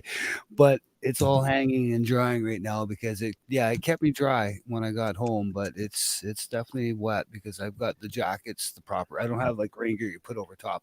I have the I don't mind riding when it's cold or well, I say cold, you know, there's probably someone in Minnesota watching this going, you don't know what cold is. And I saw there's another guy on here from San Antonio. I'm from Shirts, which is right next to San Antonio, but you know, when it's, you know, if it's down to, I'll ride if it's, you know, 40 degrees, and heck, I ride when it's 108. So Road Rash is in Canada, man. It's freezing where he is. I'm in Canada, yes. I'm just north of the border of I'm about two hours north of Seattle. Well, you got my respect. You know, so riding up there in that cold mess. weather. It's luckily when the Pineapple Express comes through that we're getting right now, it brings the heat as well. So it's not like that cold, but it's like what, 46, 47, you know, roughly when this kind of weather, but it also comes with a lot of rain as well, right? Yeah, you know, transportation. So it's I have to ride in that kind of weather. Yeah, God bless you, man. I'll tell you, I know when, you know, there's nothing worse than riding an air-cooled bike, you know, a Harley, which puts off a lot of heat, especially an older one, pulling up to a light that you know you're going to be sitting there for 4 minutes. You're wearing all the gear. You're wearing a full face helmet, and it's 106 out. Hey, hold on a second. You guys, excuse me for a second. I'll be right back. No worries. Should we chat amongst ourselves? Yeah, do that. Take over the ship for a minute. Talk about Tramp. Y'all can talk smack about me while I'm gone. There you go. I don't know why you ride the girl's bike. I'm looking at some of the chat here, and one guy was saying it's 15 degrees, one guy is 27. The coldest I've ridden in is 18 Fahrenheit. And that was cold. 18, yeah, that's that was cold. By the time I was only a 10-minute ride from my house to work at the time, but by the time I was halfway to work, I was freezing. I was like, oh my God. And I had lots of layers on. But I didn't have the gear that I got now. If I had the gear I had now, I would have been a lot warmer. But I've ridden close to that so far this winter, but that was last winter. It was 18 degrees, and yeah, that was pretty darn cold. Hey, I definitely. Oh, go ahead. Is that Aaron? Yeah, that's me. Yeah. I definitely understand riding in the heat because it'll get up to 120 over here, and my Vulcan, it didn't get too hot, but man, it would just overheat, man. Like, I don't know what it was. I fixed about everything you could fix that would have to do with overheating on that bike. Mm-hmm. And then I took it to a shop and said, I don't want it back until it runs perfectly fine and don't overheat no more. And I got it back and it's still overheated. Yeah, something about the new technology, the better metals, the higher tolerances. Like I've got a Vulcan S650, which is a bike that I love. It's got some power to it. It's got that Ninja engine in it, but you can throw that thing around. It's real maneuverable. But I don't have any heating problems with it. It's I don't know. I've ridden that thing. Like I say, I've been parked out on the asphalt. You'll hear the fan come on. It's got a thermostat and a fan that kicks on. But I've been knock on wood, I haven't had any problems with it. Well, now I ride a 95 Sportster 883 Harley, and oh man, the oil tank is right under my thighs. Yeah. And holy cow, man! right under my thighs, and holy cow, man! When it gets up to 120, oh my god, that thing gets hot under. The farthest I've gone in it is Tombstone, which is about a couple hours away. Yep. And by the time I got up there, I had this scar on my thigh that's still there. And I rode all the way back, and oh man, it was terrible. But I mean, it was an amazing ride. That's some pretty neat country out there. I've been to Tucson a few times out there to the Boneyard and Pima Museum, and there's a lot of good nature out there in the saguaro cactuses, and then I've been down to Tombstone. That's a real cool area. Whoever's out there watching, if you haven't been out there, that's a great place to go, 3 or 4 days and check it out. There's a lot of cool things out there. Yeah. Hey Trip, I got the big Cowie Voyager. Yeah. That Cowie engine is just bulletproof. Yeah, I'll tell you. The Japanese, people can knock a Jap bike, but they did two things. They brought technology to the entire motorcycle industry. I mean, if it wasn't for them, every brand of bikes would be 20 years behind in technology. I mean, they forced they forced half the British brands out of business. That's why the CB750 is so iconic. The CB350 and 750 those are the two bikes that changed motorcycling forever and changed changed everything. They forced the Evo engine to come along. They forced all of the British motorcycles. I mean, that's why Norton and all those guys have had problems for years, because it's just like the same thing they did with American cars. I mean, 40, 50 years ago, we used to ride around on our couches, and the Japanese came along and they took our technology and improved upon it. It's the same thing with motorcycling. I think that's the Evo, that engine, I think, if memory serves me, was an answer to the Honda engines that came out. That is exactly right. In fact, Scotty Caracas can explain this a lot better than me, but I'll hit the high points. The Jap bikes were given everybody else a run from everybody else a run for their money. I mean, they put BSA out of business, they put Norton out of business. They put a lot of other bikes out of business, and then, Harley was almost on its way out. And then when the family took it back over again, they produced that Evolution motor as what you just said, as a response to the Jap bikes that were dependable, that didn't leak oil, that didn't overheat. And the big seller on the Evo that they were pushing when they came out with that motor was that it won't leak oil, or it won't consume oil, and it won't overheat, and it won't break down. And it proved itself. And that's pretty much what rescued Harley Davidson from going under, was that motor right there. And it's, that's an iconic motor right there. I mean, it was the turning point for the company's existence. Well, that's why I kind of want to get that Iron 1200, because I really think that as the rumor mill goes, that Evo motor come next year we won't see it anymore, right? From Harley Davidson and the Sportster. That's what I've been hearing, that they're going to do away with the Evo Sportster. But that's just what I hear too. But it's all hearsay right now, give or take. Right. But as you can see, they killed off a lot of the Sportster line this year, right? They only have 4 Sportsters this year compared to, I think, what they had 8 last year, Yeah, but it's 6 to 8, give or take. if you look at 1957 to 2020, they've had all kinds of lines. The main thing is that the Sportster drivetrain itself and its rolling chassis has just, you can. That's the cool thing about a Sportster. Why I like them so much, you can make them whatever you want them to be. Exactly, they're so customizable. Right. But the Sportster itself, as a Sportster, yeah, I would be surprised if Harley just ditched to that motorcycle, because right now it's still the top selling motorcycle. Oh, well, it is, because when you look at the global market, you look at India and stuff like that, for instance, like the Sportster is huge over in India, right? Not everybody can afford a Softail over there, but they sure can afford a Sportster. And if they want to ride a Harley, that's the bike to get, right?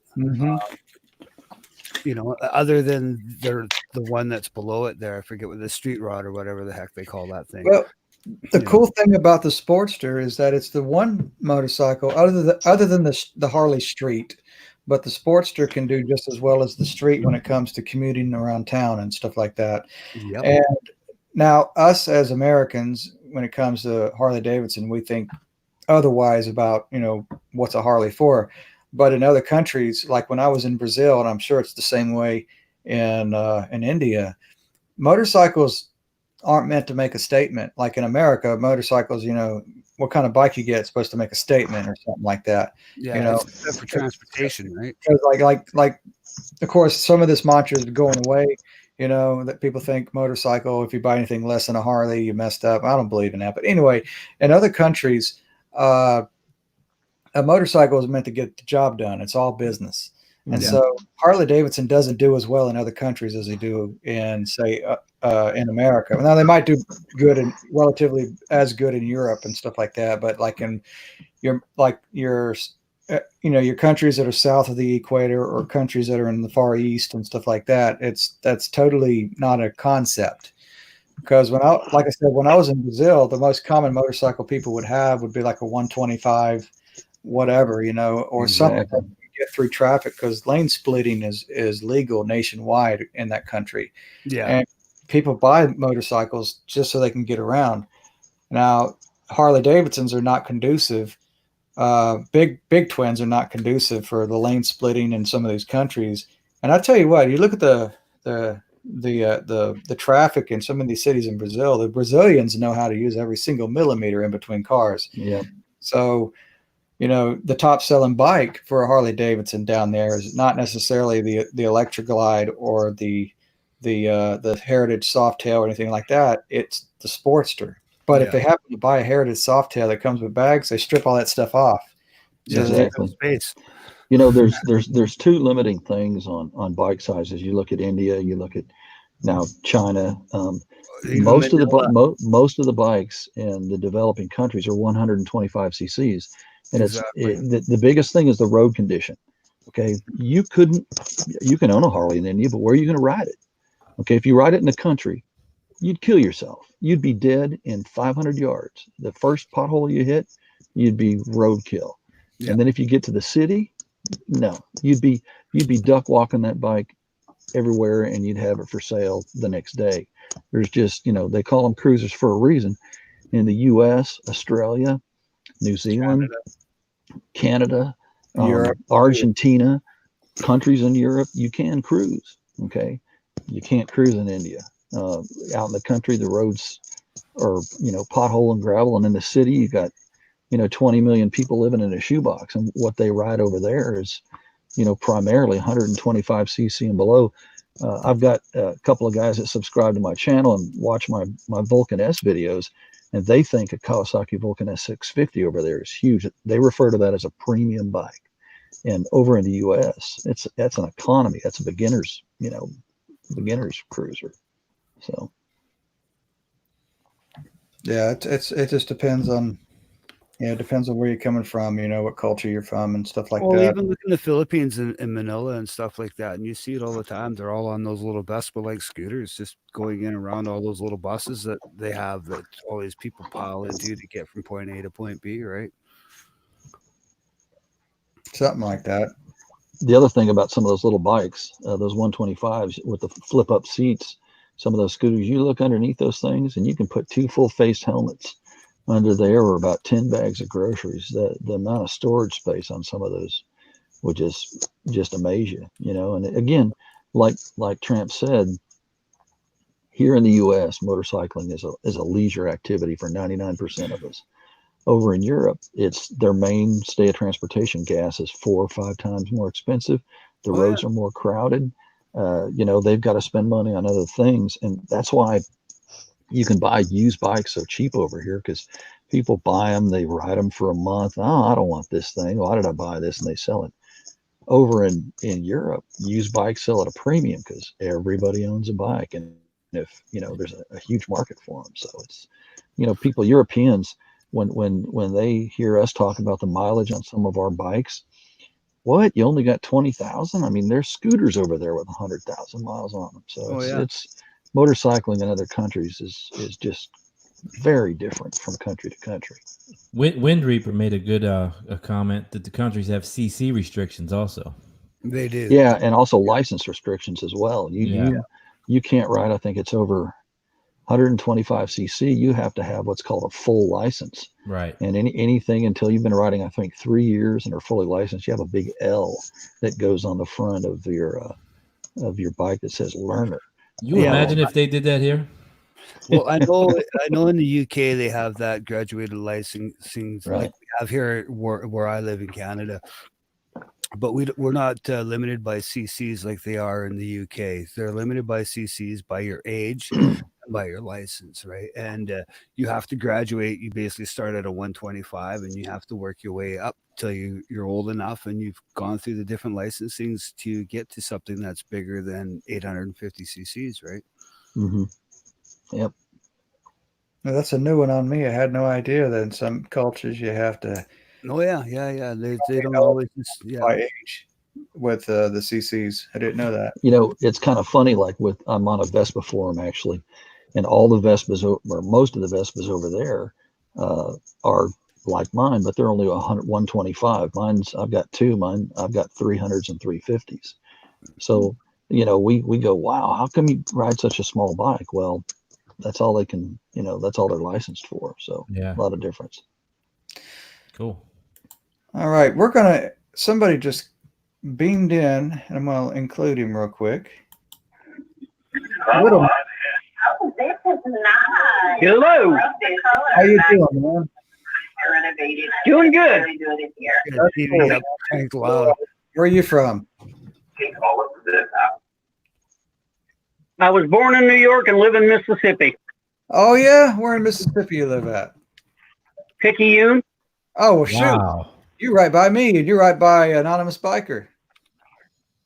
Really? Yeah, Anonymous Biker lives in New Orleans, and I live in Gulfport. I spent 22 years in Gulfport in the military. You did? So were you at NCBC or at Keesler? No. Only part. Navy Seabees. Seabees. You're at NCBC. Okay. My wife works for the Navy. That's cool, man. What's up, neighbor? Yeah. How you doing? Beautiful day. That's cool. Well, little man. Of course, if you know what this live chat is about, we're just shooting the bull right now because you know, we've been on for a little bit. So, you know, what got you into riding motorcycles? You know, what was your first bike? You know, how long have you been riding? Huh? I was 9 years old riding a Harley Davidson 50cc Sportster. Oh wow, 50 feet! Wow, I never heard of that. But that, of course, I'm not old enough, I guess. Now, was that the one that you had to kickstart from the other side? You had to turn it around. Do you remember those? No. There was Harley actually made a mini bike back in the late 60s or early 70s that you got off the bike to kickstart it, and it was backwards. Someone made reverse kickstart. What you would do is you'd straddle the front tire facing the bike and kickstart it, and then turn around and get on it and go. That's an adventure. You know, I'd actually seen one of those when I was a kid. I lived on Barksdale Air Force Base as a kid, and there was a kid that had one of those. So I've Googled them and I think seen pictures of them. I don't know. Maybe I'll Google it up and find out. But cool little man. Those are as little small mini bikes that Harley used to make a long time ago are pretty cool and collectible from what I understand. Yeah, well, that one went to the bottom of the lake and pulled it out and tried to put it back together, but it could never get it running again. Oh, that's a bummer. Yeah. Well, it was a sports car. It wasn't made for dirt track riding, and that's what I was doing. And come down the dam, hit a rock, and looked to my right and saw what I was going to fall into, and decided to go to the left because the lake was a lot softer. Well, I guess that's logical. I guess a broken skull is a lot worse than a wet shirt and shorts. Or, About it. So my bike was a Honda 354 cylinder. I took that all over the world with me in the military. Now that is cool. That is very cool. You say the world. What do you mean? Like all over Europe and America, or did you actually go through Asia and those places too? Went through Asia, went through Australia. Oh, and that's where the bike pretty much bit the dust. They wouldn't let me bring it back to the States. Oh, that sucks. Oh man. Well, you know how you could have gotten away with that, and I learned this from a friend of mine. He was in the Navy. Take it apart. And he was stationed in, I think Japan or something like that. And he bought a motorcycle. I think this was in the 70s. It was a Sportster, and they weren't going to let him bring it back. So somebody told him, and this guy, it was a priest that told him to do this. He said, just take the motorcycle apart, put it in boxes, write stereo on it, and then they'll let you ship it over there. And that's exactly what he did. And that's how he got his motorcycle to the States. I agree. I didn't know you could do that. But back then you probably could have done that. I don't know about nowadays. Well, I stayed off base at a place called the Barn. It was a Harley Davidson hangout. People from all over Australia used to come there and stay. And we went for a ride, and mine was the smallest bike out of the group, and rode up to Perth, Australia and back. Well, just before we got back, the bike started acting up. Let it cool down, start it back up, go a couple 100 miles, let it cool down, start it back up. And the whole group stayed with me, which was weird, but that's the way they did things. Finally got it back, took it into the barn, they tore it down. The plugs had welded to the heads. Oh, geez. So, I'm like an E4, not making a whole lot of money. Got a wife and 2 kids with me. And I was like, okay, just let it sit here and I'll get enough money together and we'll put the thing back on the road. They didn't tell me what they were going to do. They took that bike to ground zero, frame up, and rebuilt the entire thing for me and didn't charge me. But then they wouldn't let me bring it back to the States. Oh, they wouldn't? Nope. Wow. That is nice of them to rebuild it. So I donated the bike to the barn. Cool. So what you riding right now? 2012, I had a major heart attack and couldn't ride anymore. In 2017, my primary care doctor said, you know what? You're going to have another heart attack. You are so stressed. And he's a Harley rider. He said, I know this is wrong medically, but for your health, you need to get back on a motorcycle. There you go. That's what I'm talking about. That's a great doctor right there. I've heard it said that you never see it. I've heard it said that you never see a motorcycle parked outside of a psych ward or psychiatrist's office. That's it. A friend of mine in Virginia, we were talking, and I told him what my doctor said, and he said, well, Do you think you're going to be able to handle and get back on a regular bike? And I said, well, I don't know. I'm going to try. And he said, well, have you ever thought about driving a trike? And I said, man, those things are way expensive. I can't afford a trike. He said, yeah, you can. If you can come down here to Virginia, you can have this one. He gave me a 1972 Volkswagen trike. Cool. Wow. Now that's something That's cool. that's got personality, I bet. No, it does. I mean, it needs a lot of work, and I work on it as much as I can ride it. But yeah, it was a homemade. Yeah, but it keeps you occupied, and at the same time you're riding it when you're not occupied. So you get the best of both worlds. And I ride in all kinds of weather. It don't matter. Yay! That's what I want to hear. I was stationed in Louisville, Kentucky, and I rode during the middle of the winter. That's cool. That's awesome. That's great, man. That's awesome. That's totally because I ride in all weather too, except for snow. That's when I have to park my two wheels, unfortunately. But if it's raining, I get on the bike and I get up and go to work and come home from work. Awesome. Nope. I rode a V45 Magna in Louisville during the winter. Well, I'll ride during the winter, but as soon as that snow hits the ground, unfortunately, that's where I draw the line. I'm not that crazy. They don't plow my roads enough here for me to get on the bike and ride it. So the slush kind of makes me a little leery, as it were. But that's the only time I'll park is this, if I got more than like 6 inches of snow on that road out there in front of my house. Yeah, my bike's not going anywhere. Put a plow on it, Road Rash. Yeah, put a plow on it. And when I was up there, and that thing couldn't even drive it in the rain half the time. It had the big wide tires on it, and it would go slip sliding in the rain, let alone the snow. I had more control on the bike. Yeah. That's cool.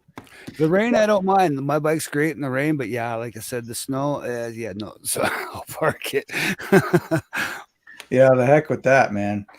Right. It's not, to me, it's just not worth laying it down, right? And try and injuring myself. I'm old too, right? I'm 51 years old. I don't want to lay down and kiss pavement and stuff because I decided to ride in the slush. Well, a couple of years ago, we had a phenomenon down here where I live, and it snowed, and it never snows here. So I thought I'm going to get my motorcycle out and ride because I at least want to be able to say I rode when there was snow on the ground.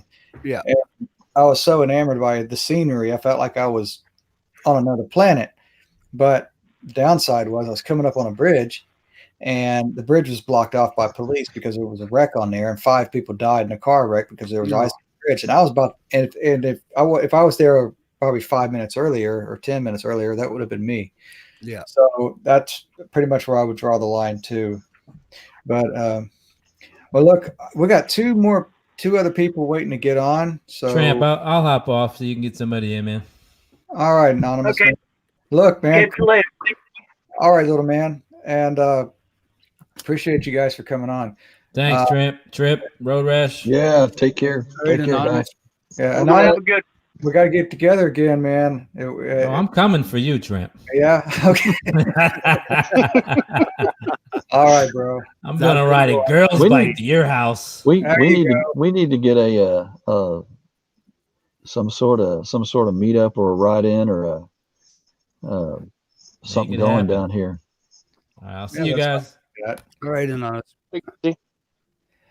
All right, who we got? Jason.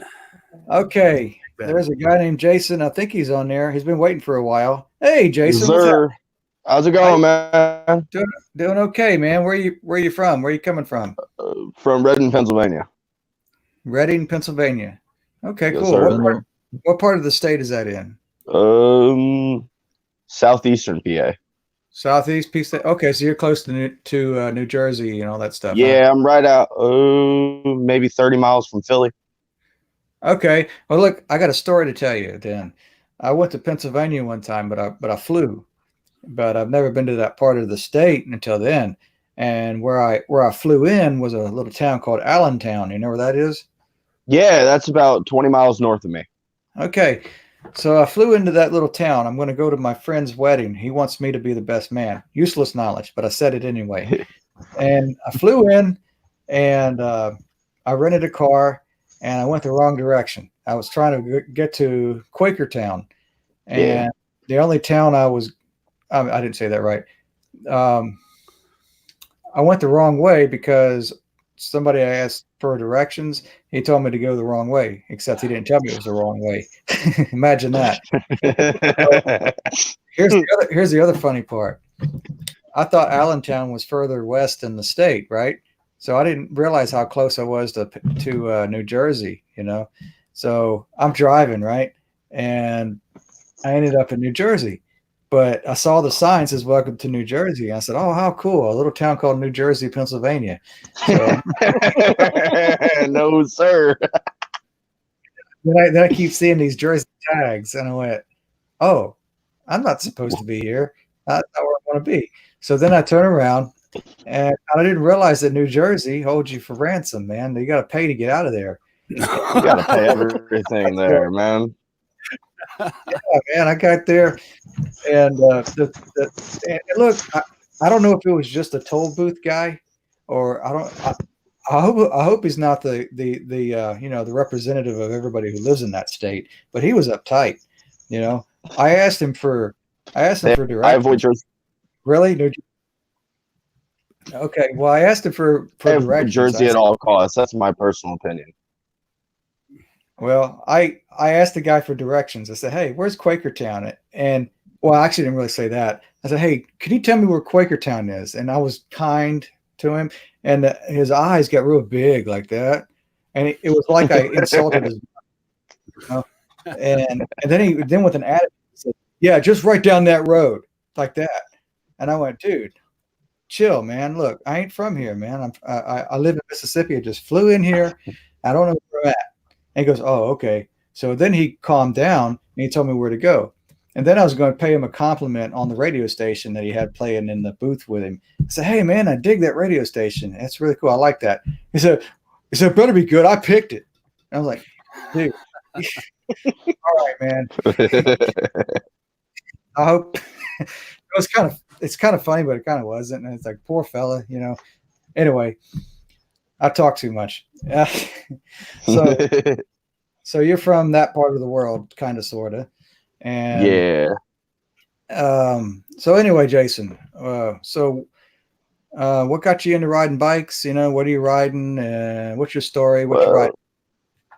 Well, I grew up around bikes most of my life. Growing up, I used to ride around with a couple of buddies of mine. We all had KX85 dirt bikes, and that was fun. Then for a while, I got out of it, and November of 18, my brother who lived in North Carolina got hit and killed, unfortunately.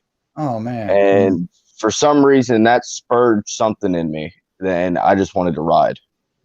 I don't know what it was, but he rode all of his life, and my mom rode all of hers. She passed away 2007, I believe. And I had a 93 Sportster that was hers sitting out in my garage. And that bike has, still to this day, 103 original miles on it.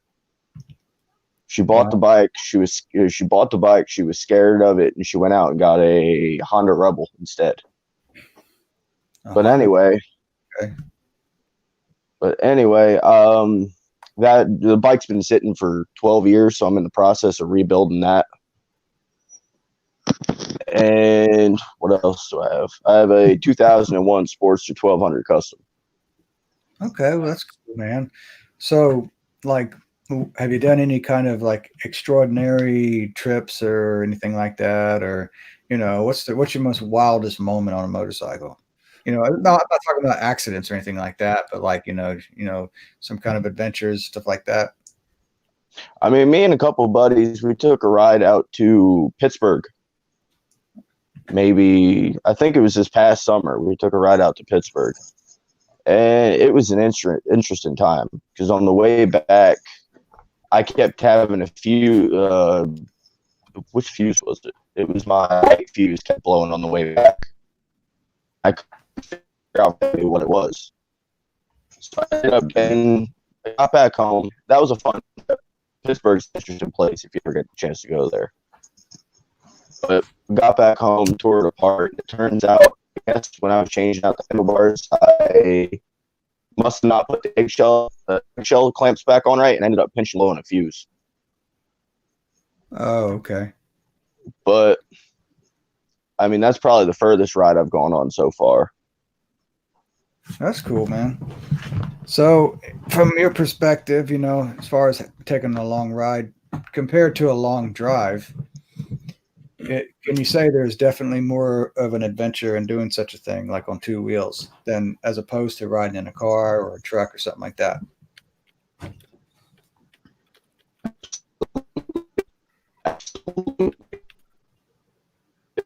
Jason, I think your connection's a little spotty. I can't really understand He's you. in the Matrix for sure. Yeah. Any better? Well, oh, that's better. Yeah.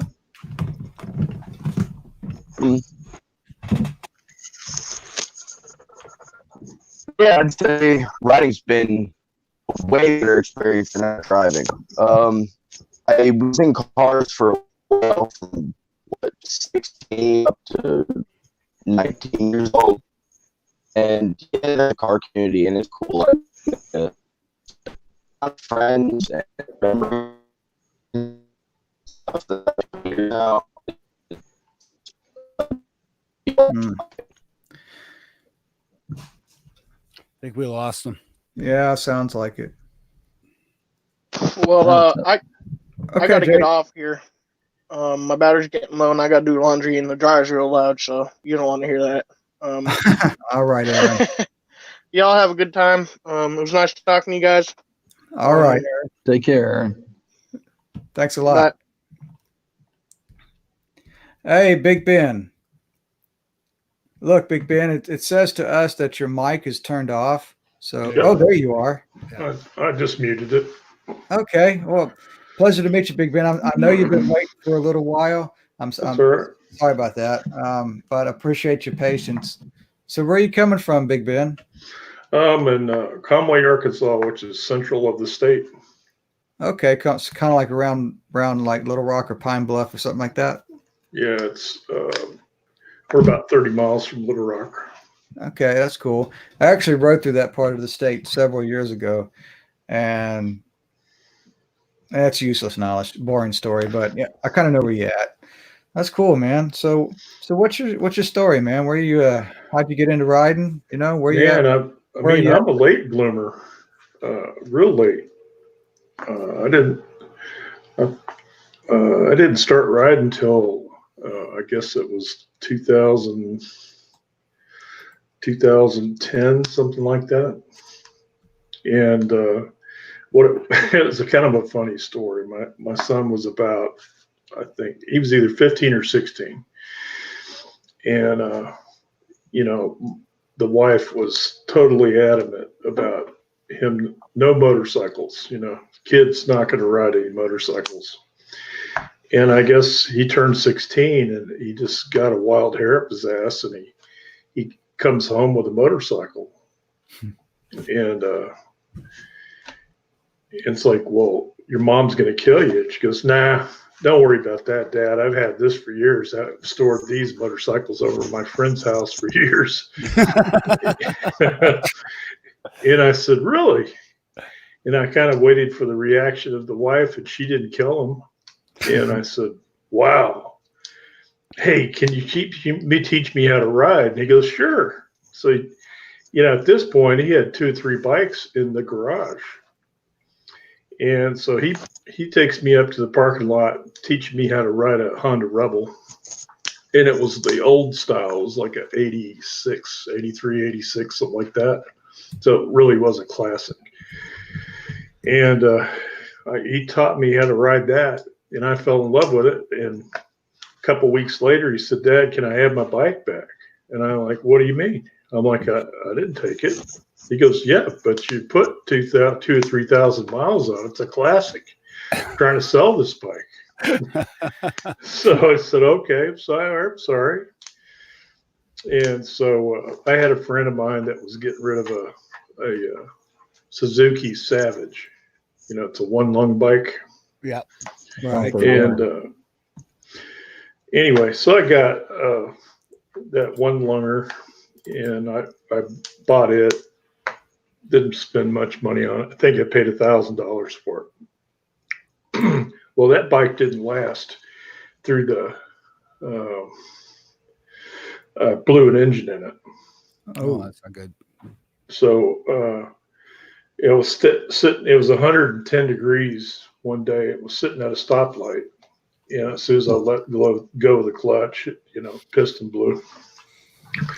So I said, well, you know, it didn't have any kind of cooler on it, you know. So anyway, so I traded a shotgun and something else for another engine, you know, and I figured out, I got the tools out, figured out how to do it. Took me a while, but I put a new engine in it for replacement and drove it for a while, and that engine blew. And I said, well, I think I've had enough with Suzuki, and or at least anything that wasn't cooled. So in 2013, I bought a Suzuki Boulevard, and you know, it was okay. I put 60,000 miles on it, and then it just kind of, you know, those bikes aren't really, they're not endurance bikes at all. You know, they don't last very long. So about 60,000 miles, they're kind of worn out. So I bought a Kawasaki Classic that didn't have very many miles on it. And I made a rookie mistake and was hauling butt through town on a stoplight. And then this guy pulled out in front of me. I laid it down. And so after I recovered it took a few months to recover from that. As soon as I did, I bought a Kawasaki Voyager full bagger. And it just, I got tired of no power on that bike. It's just like, you know, it was a 1700 Cowie. It should have had plenty of horsepower on it, you know, but it didn't have enough guts to it. I guess the difference between a Classic and a Voyager was probably a couple 100 pounds, and it was just too much. So I got pissed off at it one day. It didn't turn very much. It had a kind of a longer wheelbase to it, so it was kind of difficult to manhandle, to turn around and stuff. So I just took it up to the Harley dealer and I said, "All right, I'm done. I'm like, whatever it takes." So they gave me I bought me a 2018 Road Glide, and That's nice. I don't know, I had really touchy brakes. That front end, you know, when you go from a crappy bike to one of the new technology bikes with the Brembo brakes, you know, 4 pistons in the front. It didn't have ABS. So I had a close call on that bike. I could see that you could easily lock the front up on that bike. So I wrote it back to Harley and I said, "Give me an Ultra." And they said, "Okay." So they gave me a 2019 Ultra and a Road Glide Ultra. And that was this past year. I blew a transmission in it. Oh, wow. That's rare. Well, I was drag racing. And anyways, I hope you didn't tell the people at the you know, when you were going to claim the warranty about that. No, I didn't say anything. I reserved the right to remain silent. All I know was their mechanic said, "You know what? I don't know what you did, but don't ever do that again." Because apparently it welded the bush or the bearing on there. Couldn't get the bearing out, so it welded itself to the case. Oh, to the housing, yeah. Yeah, and they broke the housing. So Harley, since it was under warranty, Harley said, "Just give them a brand new everything."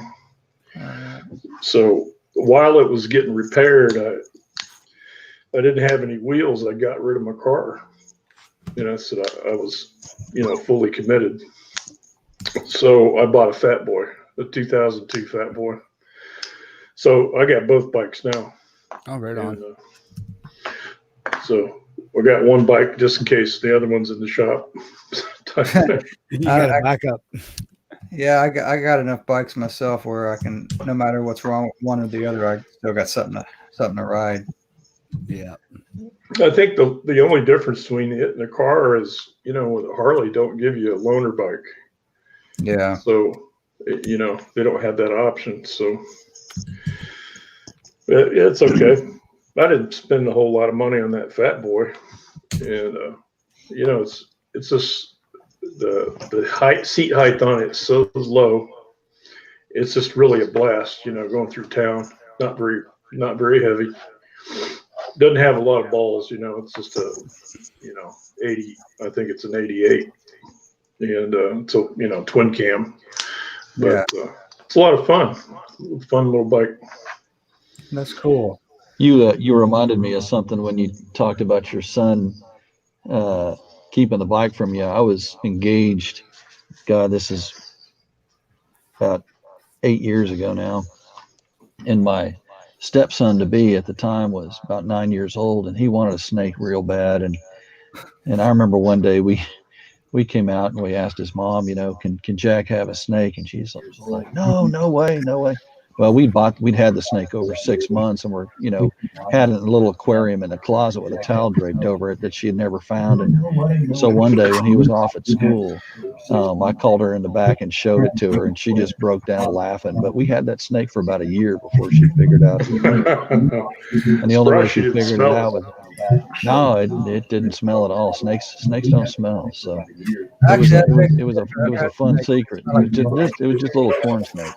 No, it didn't smell at all. Snakes I'm thinking if somebody has their YouTube open, you have to mute. Yeah, Kevin, do you have your YouTube stream going? You need to mute turn that your off. YouTube so we don't hear you. If somebody has their YouTube open, yeah, anybody who's got either Kevin or Bartman, if you have your YouTube open right now, go ahead and mute that. It won't be a echo in the background. Anybody who... There we go. Yeah, that's okay. better. All right, let's give Bartman a chance to talk about what's going on with him. For example, Bartman, like what we've been talking about, how'd you get into riding motorcycles? How long you been riding? What you're riding now? What's going on, man? But first and foremost, where are you from? I'm Central Illinois. Central Illinois, so right smack dab in the middle of the Pretty state. much smack dab in the middle there. Nowhere near that Chicago place. Okay, I got you, man. What? So my first bike was when I was 15 years old, the 1975 XL 125. My dad had got that for me for my 15th birthday, and he got himself one, a little street bike, a little 125 street bike. He only had it for about 2 weeks there, and said it wasn't big enough. Then he went and got a 200. He had it for about 3 weeks. It wasn't big enough. So he went and got himself a 500. he moved himself on up to a gold wing within 1 year. But me, my 125, I had it until I turned 18. Then I was able to get my XL 500. And then I took it out to Colorado and back and wore down the chain and sprocket. So I figured, well, maybe I'm doing too much road riding. So I moved on over to a CB 650 Custom. Had it for a few years. And sold it to a friend. Went back to an XL 650. And then my first Harley was a 1996 XL 1200S, the 1200 Sportster Sport. Okay. Hey, sounds familiar. Yeah. So I had it, and well, let's see. I guess that had been when the first wife left. And I just kind of grabbed a couple blankets, hopped on the bike, and went riding.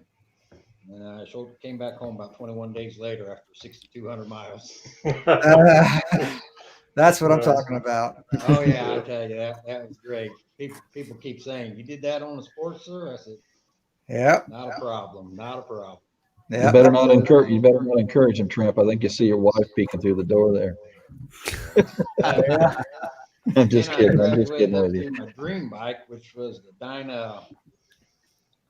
What was it? The Super Glide Sport T-Sport, the T-Sport with the expandable saddlebags and a quarter fairing up there. So I really liked it, but it got caught in a garage fire, so I had to replace it. Had an Ultra for a little bit, and I just wasn't ready for a bagger. Then my daughter, she started working at a Harley dealership, so I had to take her back and forth to work, and well, lo and behold, they was having a street bob from a discount price. So now I'm riding a 2016 street bob. How do you like it? I'm liking it. The only thing I don't like is I can't find enough time to ride it. Yeah, I understand that. I have taken it. I've only taken it as far as Central Iowa. Well, yeah, Central Iowa. Yeah. My T-Sport I took out to Montana and back. Yeah. Well, that's cool, yeah, I've man. had some good times. I tell you, traveling on two wheels, can't beat it. Well, let's move on over to Kevin. Hey, how are you? I mean, I finally get to talk to you, man. That's Yeah, cool. no kidding. I was looking forward to having a chat. That's cool, man. So yeah, you talk about the first bike. I had a couple of little mini bikes, but my first real bike, my mother said to me, if you come home with a motorcycle, you can't live here no more. I went to the Honda dealership. I bought a brand new Interceptor, a 1984 Interceptor, and I put it in the garage. And she comes out and takes a look at it, and I said, "So now what?" She slammed the door and didn't talk to me for a week. Hey, real quick, I don't mean to interrupt. Do you have your YouTube on? I don't know. Okay, I hear my echo. I hear echo somewhere. Okay, never mind. I can still understand what's going on. Yeah.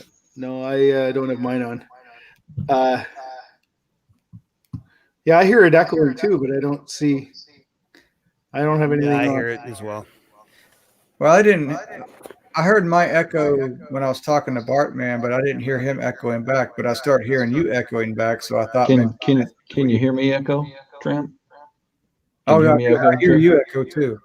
Yeah, when you're hearing, if somebody's talking to you, you won't hear the echo. It's when you talk to them or whoever's watching this on YouTube and StreamYard at the same time. You have to mute YouTube and listen to the audio through StreamYard, or that echo loop happens. Yeah. Okay. Well, it's not too severe, so I guess I'll live with it for right now. Anyway, I'm sorry, Kevin. I didn't mean to interrupt you too bad. No, so it's cool. But yeah, no, I've been riding since I was 13. Had lots of Hondas, and then I got this Harley. I'll tell you, I don't think I could ever go back to a Honda, but now that I got a Harley, I love the thing, man. I just love it. I was out there tonight putting all the chrome around all the gauges and the radio. Yeah. So is that Ultra Classic? That's your first Harley? My first Harley. First Harley, okay. And so what is it that you love the most about that bike? Man, it sounds so awesome. Yeah. and I can go so far. Like I had a Honda Magna for 16 years, and it was fast, had 100 horsepower, but it's just not the same. Just not the same. It probably rides a whole lot different too, huh?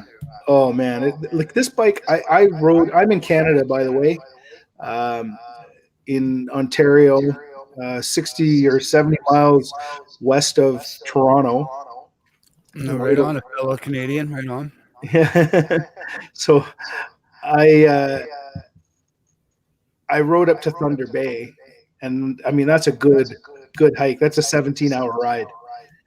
It took me 2 days to get there, and I drove the first day 11 hours, and I was still okay. I got you on that, man. Sometimes I like to take long trips on the bike that I built, and I don't know if I'm a glutton for punishment or I just like to have something to talk about. Probably, I don't know, but yeah, I know what you're talking about. You get where you're going, and to feel like you hadn't been injured, that's great. But anyway, yeah, that's pretty cool. You could put down some serious miles on a bike like what you've got right now. Yeah. Yeah, and I really like that. Like this, I was actually tonight where I was earlier. The riding group that I belong to, we're going to a big meet in Sudbury in August. So we were planning our trip. I went and bought maybe you guys could tell me. I bought a CB with like a walkie-talkie. The guys that I ride with, they all use CB. I have Bluetooth, but I don't have it on my bike, so I bought the walkie-talkie. Have you ever tried doing that rather than having it built in? Well, that's how it was done before with Bluetooth. Everybody had a CB on their bike, and then you have the intercom hooked up to your helmet that you would just plug into, and you would. I think you had a push to talk on your handlebar. I'm not too sure. Don't quote me on that, but I know my uncle did that. Yeah, mine doesn't have a push to talk. I bought this small one. It's got a push to. I bought a push to talk and a little ear thing. Kind of looked like one of those security guard guys. It works pretty good. Yeah, I remember the old ones. We'd had the CBs back in the 70s through about 20 years ago, and you'd see a guy and he'd park his hog and get off and forget to there was that pigtail going to his helmet, and he'd forget to undo it, and he'd get about 2 steps away from that bike, and the thing would either come shooting out of there and whack his gas tank, or it would start to pull the bike over if his head was cocked. So I'd seen that a couple times. Yeah, you know what? I just love the Harley. I've never had anything quite like it. And like my bike has got a Vance and Hines exhaust all the way through. Like it's a true dual, right from motor right to the pipes, and it's got that really deep low rumble, and I really like that. You must have the 4-inch, the big ones. Yeah, the big wide ovals. Okay, yeah, 4.5 inches, yeah. It's Tramp's thinking about moving up to a bagger in the next few weeks. I am not a carbureted bike. I did not Kevin, say is that. Kevin, is your bike a carbureted bike? No, it's a 2012, so it's fuel. Oh, okay, the fuel injection. Okay, yeah. I wasn't too sure what year it was. I kind of took off for a split second and came back. So, okay. I think Tramp's going to come riding home on an 18 Heritage Classic in a couple of weeks. That's what I remember saying to some friends ever since that test ride on the 20 Road Glide that I was I'm fighting off the boo bagger plague, trying to get rid of it, So, and that's a joke, by the way. Anyway, what was you going to say, Kevin? I was going to say we all saw what happened when you had a newer bike. You traded it for an old one. Yeah. That's another. Who in their right mind would do that? I guess I'm not in my right mind, right? And then took that thing like on a 1,400 mile round trip, right? That's funny. But oh well, it got war stories, It's cool though. Anyway. He's gone now. Oh well, somebody was trying to get on. So I can't have no more than 6 people on at a time. So I already have 6 people right now. So I guess we'll just hang out until somebody tries to get back on again. Cool. I wanted to ask you there, Tramp, what do you use for a camera on your bike? Well, I use 3 different cameras at 3 different times on my bike. Now, when I'm motovlogging, on my helmet, I'm still using the GoPro Hero 3, and on my handlebars, I'm using a Hero Session. I think it's a 4. And anyway, oh, let me pause by that. Hold on a sec. Somebody's trying to get on. So, does any one of you guys want to bow out so I can get the replay on? Huh? Oh, okay. That was all right, Bartman. It was cool to see you. Oh, I guess that was Bartman's sister. That's who it was. Okay. I don't hear Yeah, Bartman, it was great having you on, man. Thanks for coming up. All right, next guy we're going to have is Deluxe Chimp. But good to meet you, Deluxe Chimp. Anyway, Kevin's asking me a question, so I'm going to answer him real quick. On my handlebars, I have a Session Hero 4. I think it's a 4. Anyway, found it off of eBay. And when I get the crazy angles while I'm riding, I have this thing right here, which is what I got recently, which is my Hero 8. Now, before I got this camera, I was using a Hero 3 on this one. I actually have 2 Hero 3s. And that's basically what I'm using when I'm riding. I use 2 cameras while motovlogging while I'm talking, because I know it's just the human mind to veer off whenever he's staring at the same thing for a long period of time. So I try to change camera perspectives while I'm talking. First from you're seeing the road in front of me, then you're seeing me, and I change them back and forth in order to keep the subconscious alive, or not alive, awake. And that way, your mind didn't drift off. I know that's how my mind works. And if you look at if you're watching TV and you're seeing public speaking, or if you're watching a live sermon from a church or something like that, the camera perspective will change for that exact same reason during the speaking, so that you constantly pay attention. I know it's not foolproof, but you have a better chance of keeping your audience's attention whenever you're doing that. That's why I use multiple cameras, even in the garage. That's why my channel's so bad. Well, even in the garage, when I'm working on something, I move the camera here, I move the camera there, and adding a little music there and adding a little music there, and try to make the frames dance with the music like it was meant to be that way, instead of just throwing background music to a 12-minute long shot. And it's just, I don't know. Basically, what I do is I try to make videos that I would want to watch. Something that'll keep my attention. The one comment I was going to say is the last video you did, where you had the music playing. It showed the outside of the garage, and then you came in, and it was sort of like we walked in. And you said, oh, thanks for stopping by. I love the way you did that. I thought that was just brilliant. It was a really good video. I liked it so much, I dragged my wife in to show her. I've been getting these comments a lot lately. More than one person, actually more than 20 people, or maybe even 30, I can't keep count anymore, have been calling me the Mr. Rogers of motorcycles. And that is so funny to me. Because these are what's going to happen now. You're going to go to P.O. Box, and you're going to get a pair of blue slip-on loafers and a light blue sweater. So if any of y'all out there have one, send it to that guy. You know what I'm going to do? I'm going to end up doing a video like that. I've thought about doing this. I'm going to do a Mr. Rogers intro, maybe. Somehow mesh it into what I'm doing. I'm going to put on the costume. Oh, my wife's telling me don't tell nobody. Anyway, just for the boss has spoken. I think you should do it. Yeah, I think I should too.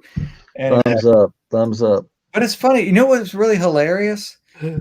I've been trying to make from the beginning, when I started getting better at editing, and because my first video, if you've ever seen it, it ain't nothing like my later ones. I've just learned more and more as I edit, and I started thinking, what would I want to see if I'm watching a video? And I thought, well, let's make it feel like the viewers are actually there too, not that they're just watching from a distance. Yeah.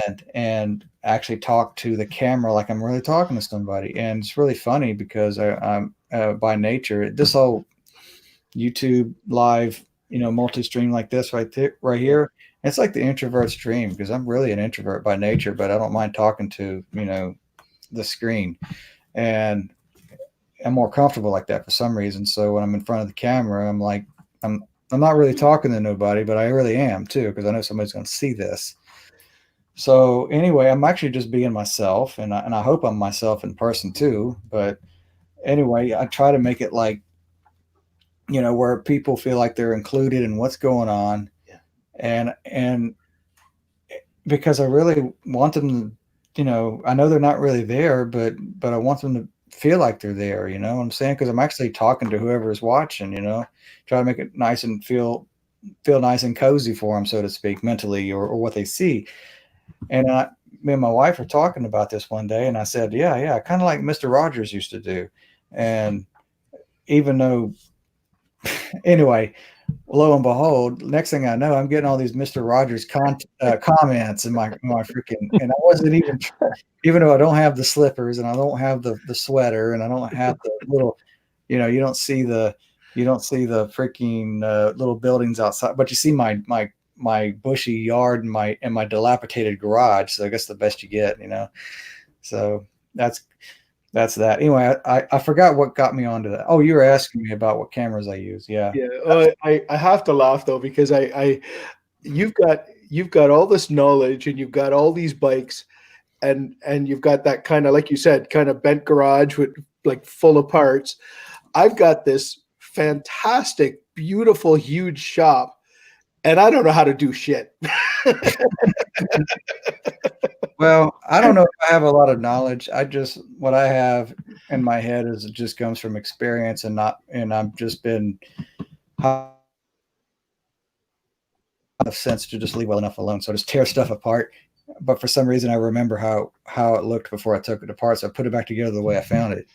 And if I can't remember, I'll take pictures along the way. So, so I can refer to the pictures. Look, somebody else wants to get on by the name of Just Mike, so I'll have to bump one of you guys. I'll back it. No, you can if you want to. Okay, that's cool.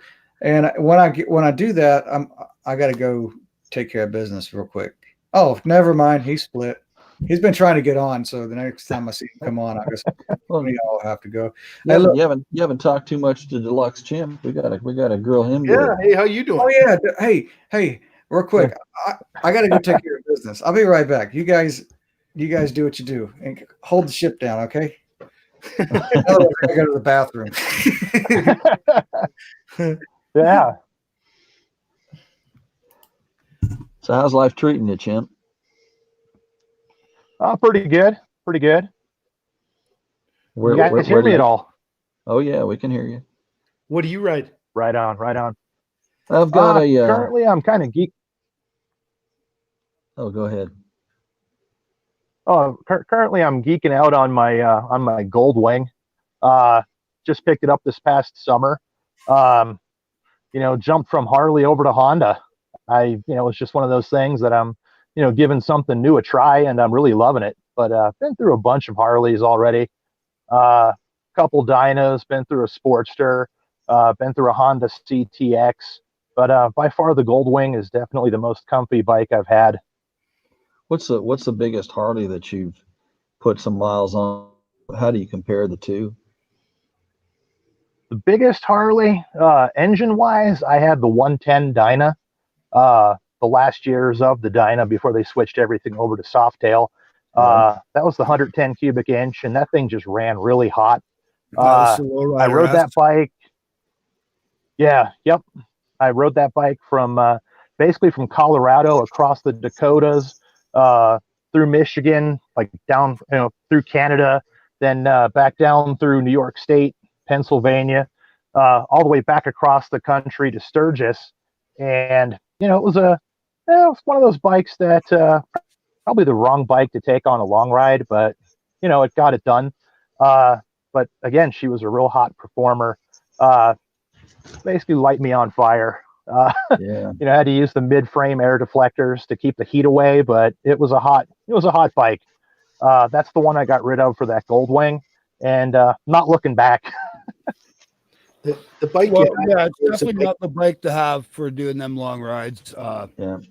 The 110 was definitely one of their hotter motors, but you also got to remember the Lowrider S was basically their muscle bike for the Dynas before they discontinued. Oh yeah, but now they've brought that bike back out For again, sure. of course, with the 2020 lineup, the Lowrider S. So it's not going to run as It's hot. a lot as more the Dyna. comfortable. Yeah. Yeah, I rode the 2020 Lowrider S not too long ago, and I wanted to go home with that bike. I spent a whole week telling myself, no. Yeah, I bet you know, would. Yeah. Man. Oh, well. I just kind of wish they'd spec that bike out a little bit more, because when they came out with the Lowrider S with the Dyna, it came with a 110 cubic inch motor, with everything else was coming with the 107. Now, if they'd spec the new bike out a little better, like maybe put a stage 2 in it, maybe put a lumpier cam or something in it, then I can see that bike being a little more spec above everything else with the 114, because it was supposed to be, the Lowrider was supposed to be the quintessential Dyna, right? Well, coming from where I was at, the big dog. I mean, I'm coming off of an 80-inch Evo and then jumping on a stock 114, and it felt like I was on a freaking missile. But that was something else. Look, 2 more people trying to get on. So if 2 of y'all want to go ahead and bow out. And Kevin, I'm really glad to talk to you. So you're in Canada, right? Yes, sir. Oh, no wonder you don't call me. You get one hell of a phone bill. I'll give you a call. Hey, what kind of apps do you use as far as communication? I have I can use FaceTime. You have FaceTime? No, I don't have that. I got Facebook or Instagram. I got Facebook. Yeah, I got the what do you call it? Messenger. Yeah. Yeah. Okay. Well, cool. So you're okay. I'll have to remember that. Kevin Schroeder, and where in Canada? I'm in Ontario. Ontario, Canada. Okay, I'll look for you, because I looked for you on Facebook. I thought you was an American for some reason. I lived in Minnesota, but anyway, y'all sound alike. Take care, Kevin. All right. Well, yeah, I look forward to talking to you. Okay, bro. See you later. All right, bye. All right, who we got here? We got. Oh man. Okay, we got 2 people. We got Nate and we got Rowan Smith. But before we go to you guys, Deluxe Chimp. So yes, sir. What got you into riding motorcycles? What was your first motorcycle, and how long you been riding? Where you at now with your bikes, man? What you riding now? All right. Right now, I mentioned to the other guys that I'm riding a new Goldwing. Traded in a 110 Dyna for that one. But what got me into riding back when I was a young guy, back in 1991, 92, a little movie starring Arnold Schwarzenegger and a couple other famous actors came out, called Terminator 2, and just seeing that fat boy just blew my mind. Absolutely blew my mind. Yeah, he made that bike look from good, that point on, I knew one day I'd have to have a Harley. Yeah, he certainly did. And in my travels, I actually got to sit on that bike when it was in New York City. They had it in Planet Hollywood, and I got a chance to sit on it while the restaurant was closing down for the evening. And I was just like, "Yep, it's got to be a Harley." But I've been riding legally for about 6 years now. Legally, we call it riding dirty. Rode dirty for a little, but the legally part doesn't count, man. How long have you been riding? Yeah, real dirty. But started. Yeah, started off on a Sportster, and big guy on a little bike, but worked up through Dynas, and so now I'm on the Goldwing. Still have my Evo FLSTN. It's a 1996. Oh, I got one. And but still loving that new Goldwing. That's cool, man. So, done any kind of crazy motorcycle trips or anything like that, or long trips? You ever doing? He didn't tell us the story yet. I took that Dyna 110 on about a 5,500-mile trip around the country and up in through Canada. Nearly burned her down to the ground when I got to Sturgis because the bike was running so hot, and pretty much out of oil. Goodness. Well, that's a trip for sure. So where are you from? Originally from Northeast Pennsylvania, but moved out to Colorado about 20 years ago. Before all the craziness started happening out this way. Oh, okay. I got you, man. So that's cool, man. Well, I appreciate you sharing that. Let me see. Yeah, for sure. Hey, I'm glad I got to hook up with you guys. Yeah, me too. There is one other guy who's been trying to get on, and now all right, I'll jump out. Sure. Okay, I appreciate it. Rash. I'm glad to see you again, man. Hope to catch up with you again soon. No worries, take care, man. Rash. I'll be around for sure. All right, bro. I'm always around, man. All right, thank you. Well, have a good night, guys. All right, thanks a lot. Okay. Mr. Rowan Smith, man. Hey, how you going, everybody? Where are you from? I'm just out of Melbourne in Victoria, Australia. Oh, okay, cool. Yeah.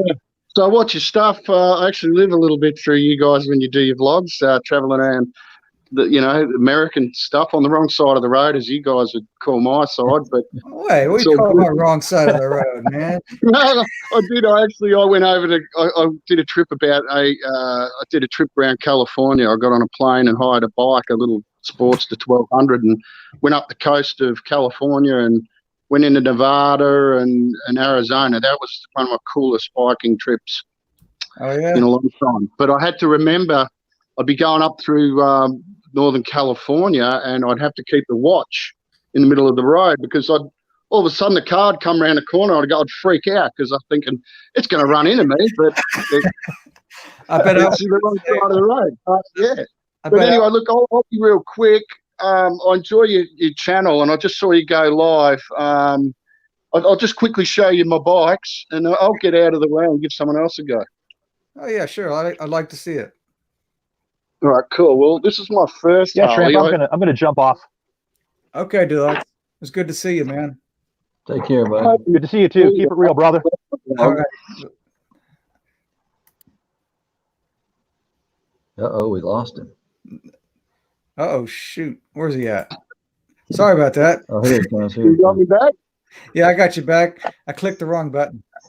Oh, that's okay. These things happen. I'm pretty impressed that I could just sit here and talk and see the videos. Now, this is my original Harley. It's a Sportster 883. I had it since I was in my early 20s. I'm nearly 50 now. Ah, there I go again. Oh, I've just moved. If you could see that, that was the original. I've had it. I cut it. My dog's not getting in the way here. I cut it, and it's been in all sorts of configurations. Had ape hangers, and I've lost a guard. Can you see that all right? Yeah. Oh yeah, I see it loud and clear. Whoa, look at that oil tank, man. Yeah, that was made by a friend. That's a one-off made by a friend of mine. I'll just quickly pivot around. We put the battery in the other side, if you can see that. But she's, I can't sell her now. I don't ride her. She's off the road because, I've got two other bikes, and it's all too hard keeping them all registered. But these are my. I've got a break out there. That's so cool. So where in and also my last baby is my Triumph Thunderbird, which I just absolutely.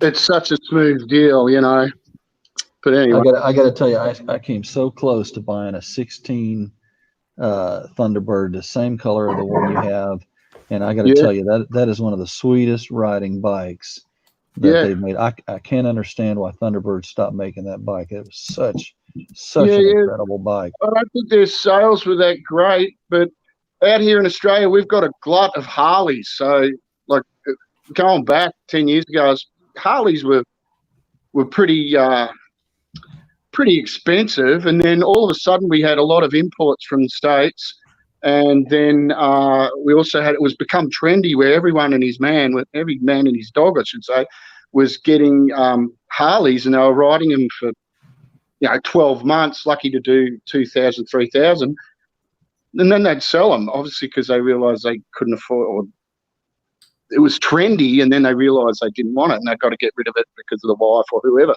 But yeah, I enjoy my Triumph. Getting back to that, it's a smooth deal. But also like my Breakout. I'm a little bit spoiled. I'm a bachelor with no kids, so I get to. I'm not rich. I just like my bikes. Yeah, so, I kind of dig that, man. I'm not rich. I dig my bikes too. So what part of Australia did you say you was in? All right, so the state of Victoria is excuse me, I'm holding this camera and my arm's getting tight. Here we go. I'll put it on the handlebars. I'm in the state of Victoria, which is like above Tasmania, below New South Wales on the east coast. So the southern east tip. Do you follow that guy, $1 Million Bogan? Yeah, he's about 300 k's from me, or in miles. Or sorry, 200 k's. So that's in miles. That's gee whiz, I've got to do the math here. About 130. Is it? Okay, I'll take good. Oh, okay. That guy's got more money than brain. Yeah. Well, the things yeah, so I do follow him. He's a funny dude. Like taking that Road King out the back of Outback, that was pretty crazy stuff, man. He's got balls. What did you He's got big nuts in the head and big nuts between his legs, man. Did you see the one where he rode that stock Sportster from Nepal, India, all the way to Mount Everest? Oh yeah, and he puts himself out there. I've never spoken to the guy, but every time his show comes up, a bit like yourselves, I go, I've got to watch that. Bang. His buddy, I don't know how his buddy hasn't beat his ass by now. That dude would rub me the wrong way in about 6 minutes. Yeah, I could see how he would. He's earning his keep when he's going on those adventures. But yeah. Because his bike, everybody was giving grief about trying to kill that Road King. But I was like, that's his bike. Yeah. It's his bike. He can do what he wants with it. Right. But, everyone's got to chill out a bit. He did something real special for me. He took a Road King out he did some foolish stuff, but he made good entertainment. And seeing a Road King go out there and do that really was a good ad for Harley, because I agree. I wouldn't have attempted it, not on all that dirt with a belt drive. Yeah. Yeah, I was thinking that, he's doing the Pan American stuff before there's a Pan American out there. Well, there you go. Very good. Yeah. Look, fellas, I've got to get back to it. I'll give you a quick show. Your joint reminds me of my joint, SaddleTramp, when you see all the stuff hanging on the walls. Yeah, it kind of resembles it. It's kind of, when I see you, I sort of go, oh, yeah, that reminds me. But as you, I try and do everything I can on the bikes myself, but obviously some stuff's beyond my capability. So having a guy like you who's not pretending to know it all and just sharing with us, I really thank you for being a genuine bloke.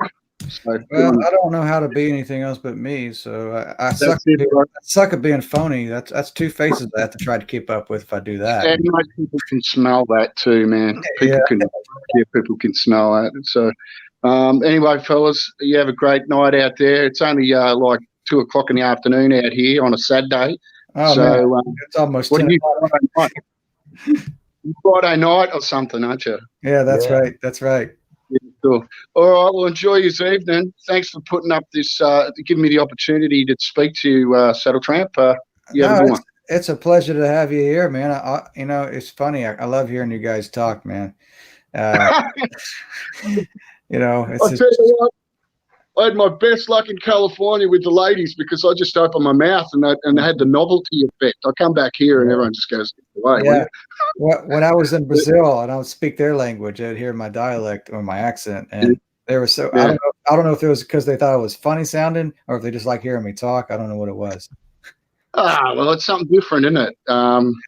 If we're all the same, it'd be pretty boring joint. So that's exactly right. Yeah, definitely. You gentlemen have a great evening and ride safe, and maybe do this another day. Thank you, Trip, for the conversion too.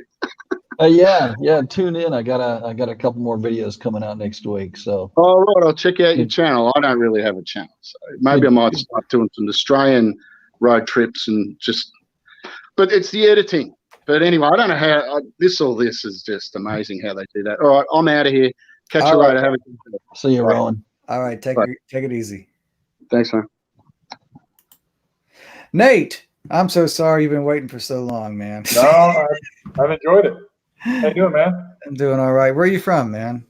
I live in just outside Charlotte, North Carolina right now, but I grew up in Arkansas. Okay, you sound like a local to me after talking to that guy.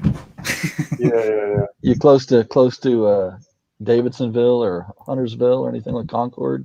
Yeah, so if you look at Charlotte, like there's like this is Charlotte.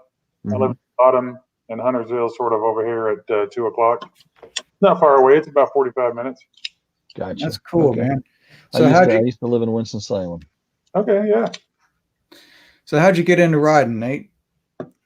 When I was the first the first official mode of transportation that I had was a Honda Twin Star way back in '84.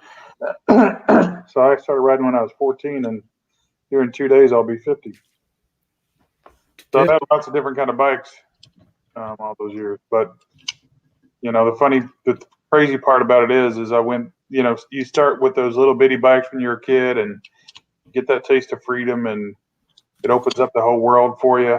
And then you sort of chase that for years and get faster bikes, more expensive bikes. And, then you get to a point where you're like, I don't need all this, I don't need all this crazy stuff. I just need a simple old bike. And that's when I went and got that Evo Harley that I got, which is now, it's my favorite bike of the ones I've got.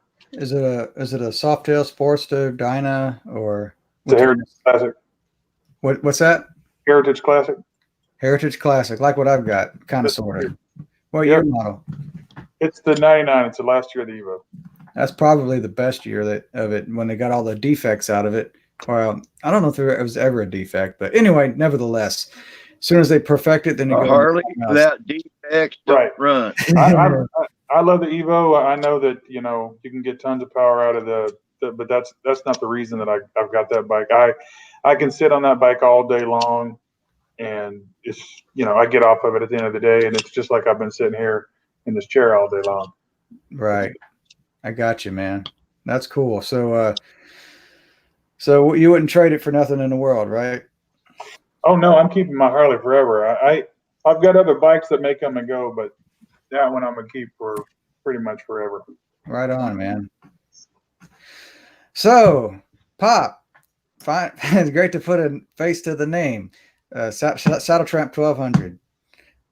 So, how you doing, man? Good evening, son and gentlemen. How y'all are? You guys who are watching this guy, SaddleTramp 1200, ever since I saw his name in the comments, he called me son, and I call him Pop because apparently, I guess he's had this title before I did because I haven't been on YouTube very long. So anyway, so good to finally be reunited with my Pop. There's a lot of tramps on YouTube. Well, I was riding when your mom and daddy was dating, son. Probably so. Probably. I can see a pretty strong resemblance there too, actually. So Pop, what kind of stories you got to tell about your motorcycling life? Well, sir, I've been poor most of my life. That facilitated the use of a vehicle with less than 4 wheels. And I was in my mom's belly when we were riding an old Indian chief. So I was pretty much riding before I was born. And that pretty much hung with me. So I'm 65 years old, and I still throw a leg over the saddle every day. Wow. So you never grow out of it, right? Yeah, you don't grow out of being a biker. It's built inside you. Yeah, that's right. It's in your blood. It's something that once you get a taste of it, it doesn't go away. At least that's how it is with me. And well, it's in your blood. You're born to do right, you're born to help people. You're born to have a good time. And hopefully if somebody whispers your name sometime in the future after you're gone, you won't really be gone. Right. Sort of like it. I don't know the right words for it, but it's like you're gone, but you're not gone, and you're still alive in the memories of those who've known you. Something like that. So when with your name, I've always wanted to ask, SaddleTramp's 1200. Is 1200 as in Sportster or Shovelhead or what? Well, I picked it as a generic thing. There's 1200 cc's is 74 cubic inches, and that's what the older Harleys was. And at that time, I decided, since somebody else was using SaddleTramp, which is apparently passed on, I just put 1200 behind my name and call it a day. That's cool. Yeah, I found that when I opened my account, I wasn't really trying to make any videos. I just opened mine to try and just for the purpose of subscribing to other motorcycle content before I started making videos. But I found that there's a bunch of accounts out there on YouTube named that, and that's kind of why I kind of put a space. I mean, I took the space away between the word saddle and tramp, but I kept both words capitalized to have some kind of uniqueness about it. And They're probably all Marty Robbins' grandkids. Yeah, I guess so, or Charlie Daniels, because that's where I got the name from. Was the old Charlie Daniels, the album SaddleTramp. I don't know if you guys are familiar with that, but that song SaddleTramp from Charlie Daniels, the words from it, other than passing around the pipe and getting high, and that's how it starts. But the rest of it, that part's not me. But the rest of it, it's basically about a cowboy who roams from town to town on his horse, and he never promises to come back, and everybody wonders if the guy's even happy doing what he's doing. And he's just a drifter, a cowboy. He's a drifter on his horse. And I got to thinking to myself, well, why not transpose that idea to motorcycling? And because that's what I was trying to do in 2006 until regular life caught up with me. But I was on my way, but I got that idea from Charlie Daniels. That's where I got that name from. But anyway, that's useless knowledge. I don't know if anybody's interested in that. I guess I just lost Pop, man. He's gone. And Hey, SaddleTramp, real quick, I was going to tell you, I'm that guy that sent you that video, the link to the video on the cruise control on the Softails. You might not remember. Is it on Instagram or something like that? It's a YouTube video. But the only reason I bring it up is because I made the video just to document it, but I put the universal cruise on my Evo. Because if you want actual cruise control, you had to buy it through like MC Cruise or somebody, and it was like stupid money, like $1,500 or whatever. So I put in a legit cruise on my bag and documented it just on the YouTube video, if you're interested, because I know you said it's on yours. Yeah, that's cool. Well, to be be honest, motorcycle shop here in Houston, and I had one in Corpus Christi, but I'm too old and too tired to work on them now. But I've got a lot of memories and a lot of good times. Everybody gets too old to wrench on them after a while. You'll find that out here. What was you saying, Nate? No, you said to be honest, and I didn't know if you were saying. Yeah. Oh, I was trying to say that I get a lot of people who send me links. So I may have seen it, I may have not have, but do you do Instagram? Yeah, I do have Instagram. Yeah. Okay. If you go to my my about section on my YouTube, I'll have a link to my Instagram. You can follow that account and then send me a message, and with that link that you're talking about, and I'll go and look at it.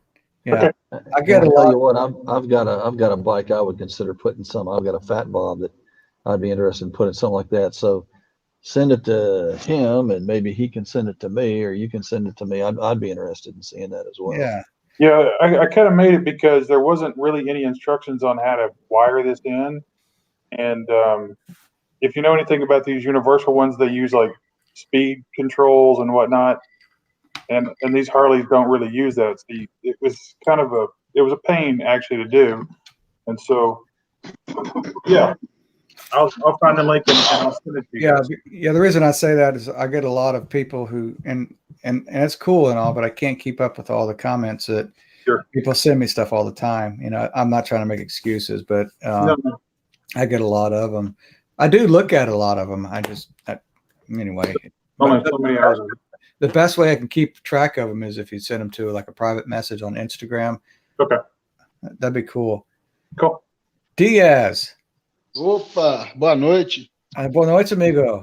Como vai você? Good night. Muito bem, obrigado. E por Okay, aí? hey guys, we're not going to speak because that's just between me and him. Anyway, I'll say good night, gentlemen. How you doing? No. You don't say good night. You say good evening. Good night is if you're leaving. Oh, you're right. See, still learning. It's been what, 18 years here, and I'm still learning. Yeah, that's cool. Yeah. What's up, Diaz, man? What you up to? Hey, man, it's been on and off the field. A lot of training, but I was driving home after picking up my kid. It's super late, and I've been watching while driving.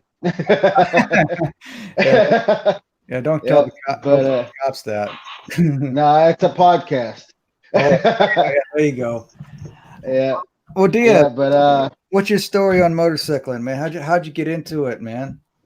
oh, it's a bit of a funny story. It's all kinds of funny stories today, huh? My dad, I was Son, born in Brazil. this phone cutting out like the back jug on an old shovel head. So I'm gonna get out of here. Okay, Pop. It's good to see you, man. Hey, you have a good night. I'll Take see care, you bro. right this time. All Stay right. safe. I will do that. So, born in Brazil, born and raised. I moved here when I was almost 18. But back in Brazil, like you were talking earlier about the type of bikes that we have there, it was the Honda CC or CG or something. I forgot what it was, but it's a 125 CC, which is the most popular size of bike that we have in Brazil. And I remember when we were kids, probably 2, 3 or something like that. We were 3 of us, my brothers, and we used to sit on my dad's bike. And then as we were growing, my mom was like, all right, you're going to have to sell the bike because I don't want the kids riding the bike either. And then I was probably 3rd grade or something like that when my dad sold the bike, so we didn't get inspired to be riding the bike.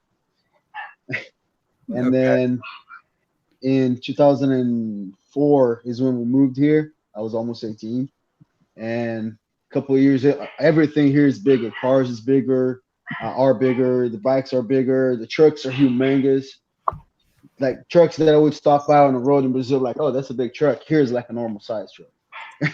Okay. And then the bikes, obviously, Harleys are extremely expensive because, again, like you said, they're too wide to be lane splitting in Brazil, so people don't really do that.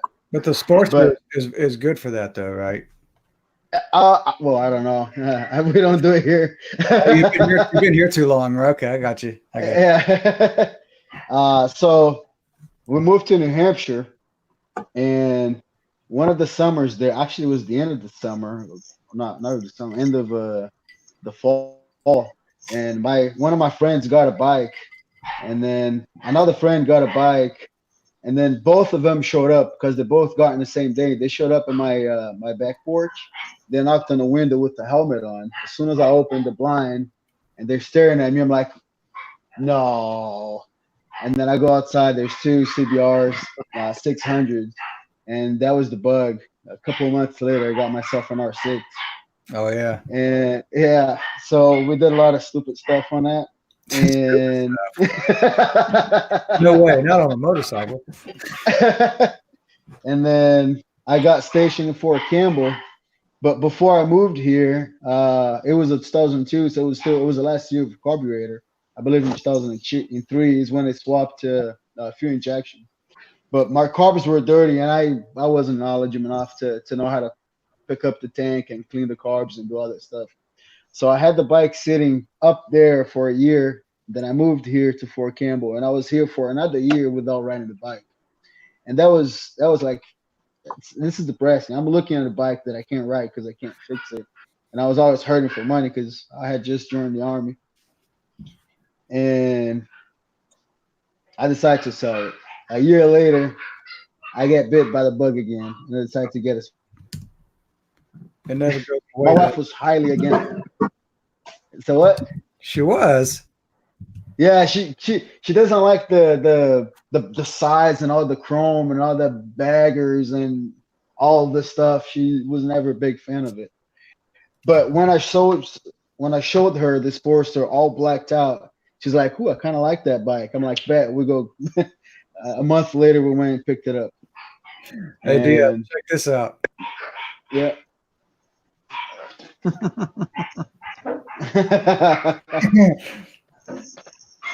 You pose well on your motorcycle, man. I said what? Said you pose well on your motorcycle. Oh, thanks. That's cool. Anyway, didn't mean to interrupt. It's all good. So we went there and picked up the bike. I was lucky enough. This is a 09 Sportster. I got it used, and the guy did all the expensive stuff. He done the 1250 conversion, Vincent Hines short shocks, stage 1 air cleaner. And with time, I've been changing stuff on it. I changed the handlebars myself. I did the inside wiring, the heated grips, shield, wire tuck and lift. I put air shocks, and I've been doing little things here and there. And I think this thing just fits me just right. And so you're in the Tennessee area, so to speak. Correct. Yeah, And Clarksville. You rode that thing all the way to Grafton, Illinois. So how many miles was that? So there and back, it was 800 and some miles. Oh, my screen just went up. I must stay on. I hear your voice, but your video. Yeah, my screen got tired. Oh, I got you. So there and back was 800 and somewhat miles from the moment I signed out on leave and came back and signed back on leave. But it was like 300 and some miles plus a couple hundred that we did over there. So what's your perspective on a road trip on a Sportster? Oh, I loved it. Back then, I didn't have the 14 inches. It was just actually these are 12, I believe. Yeah, you're right. You got different bars on here. Yeah, I did. The windshield is what saved me, and the seat, because I got a Mustang fastback. Yeah, I had the stock seat. Yeah, and obviously you can't do anything with the stock seat. It will kill you.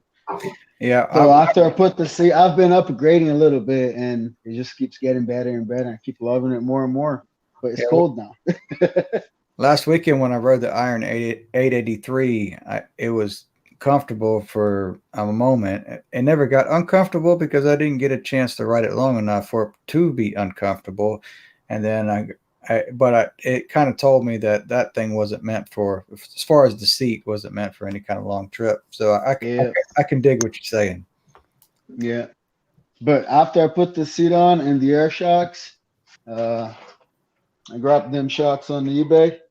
And they also, I don't know if you can see it or not. I can take your word for it if I can't. Yeah. And I also put the progressive front shocks, the springs. And with those two, that Mike Wet Banana Model, he was helping me out step by step and on a phone call or a video.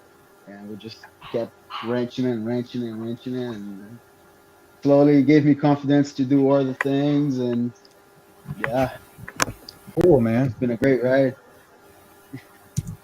Well, hey, forgive me, Just Mike. Have I given you a chance to talk yet? He's been a patient man. Man, wife is really horrible. yeah, I could tell that. You just said your Wi-Fi is terrible, or you said your wife is terrible. But I'm going to your Wi-Fi is terrible. Yeah, don't ever say the wife is terrible. But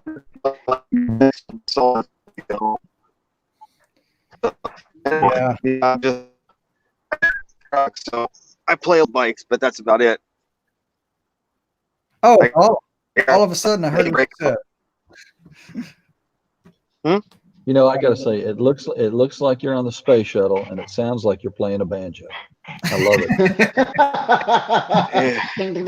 Yeah. Oh man, he went away. He'll be back. He's been dropping out. I don't think he's got. Well, camera shot. And Butch was on for a moment, and he just split. I was wanting to talk to Butch too. So, what? My phone just vibrated. Let's see what's up with that. It's not me. Let's see. And that ain't it. Here he is. Just Mike's trying to come back on. He's been dropping out and coming back probably half dozen times or so. Yeah, I've been noticing that. Well, look, guys, it has been been going on 3 hours and 5 minutes now. So, and Pretty it's good 10 time for o'clock sure. at my house. Probably not. So it's getting close to my bedtime. So, anyway, I guess we'll just have to end this here, if that's all right. And look, and by the way, if something messes up and you don't hear from me for a while, on YouTube, where's it at? Look what I got in the mail. Oh dear. Yeah. At least you're sitting on the right side of the fence. Yeah, so hopefully I don't get sequestered and all that kind of crap, man. So I'm on call every day next month.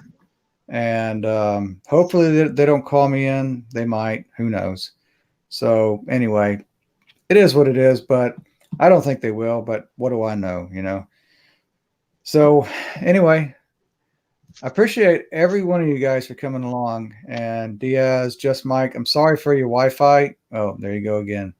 And I guess I'll add Pop. Pop, so good to see you, and so good to put a face to the name, man. And Nate, and I was about to point at myself. And every one of you guys in the chat section, wherever you go. All right, what's that you said? Bless you, fellas, and ride safe wherever you go. And thank you, sir. Appreciate it. God bless you. Likewise. My privilege to be here. Take care, son. You too, Pop. All right. Anyway, I guess I'll do my cliche as I always do. You know, you guys keep the rib side down and you be good to yourselves. Thanks a lot. All right. All right, buddy. See you, fam. Thanks for everything. Bye. All right. Bye-bye.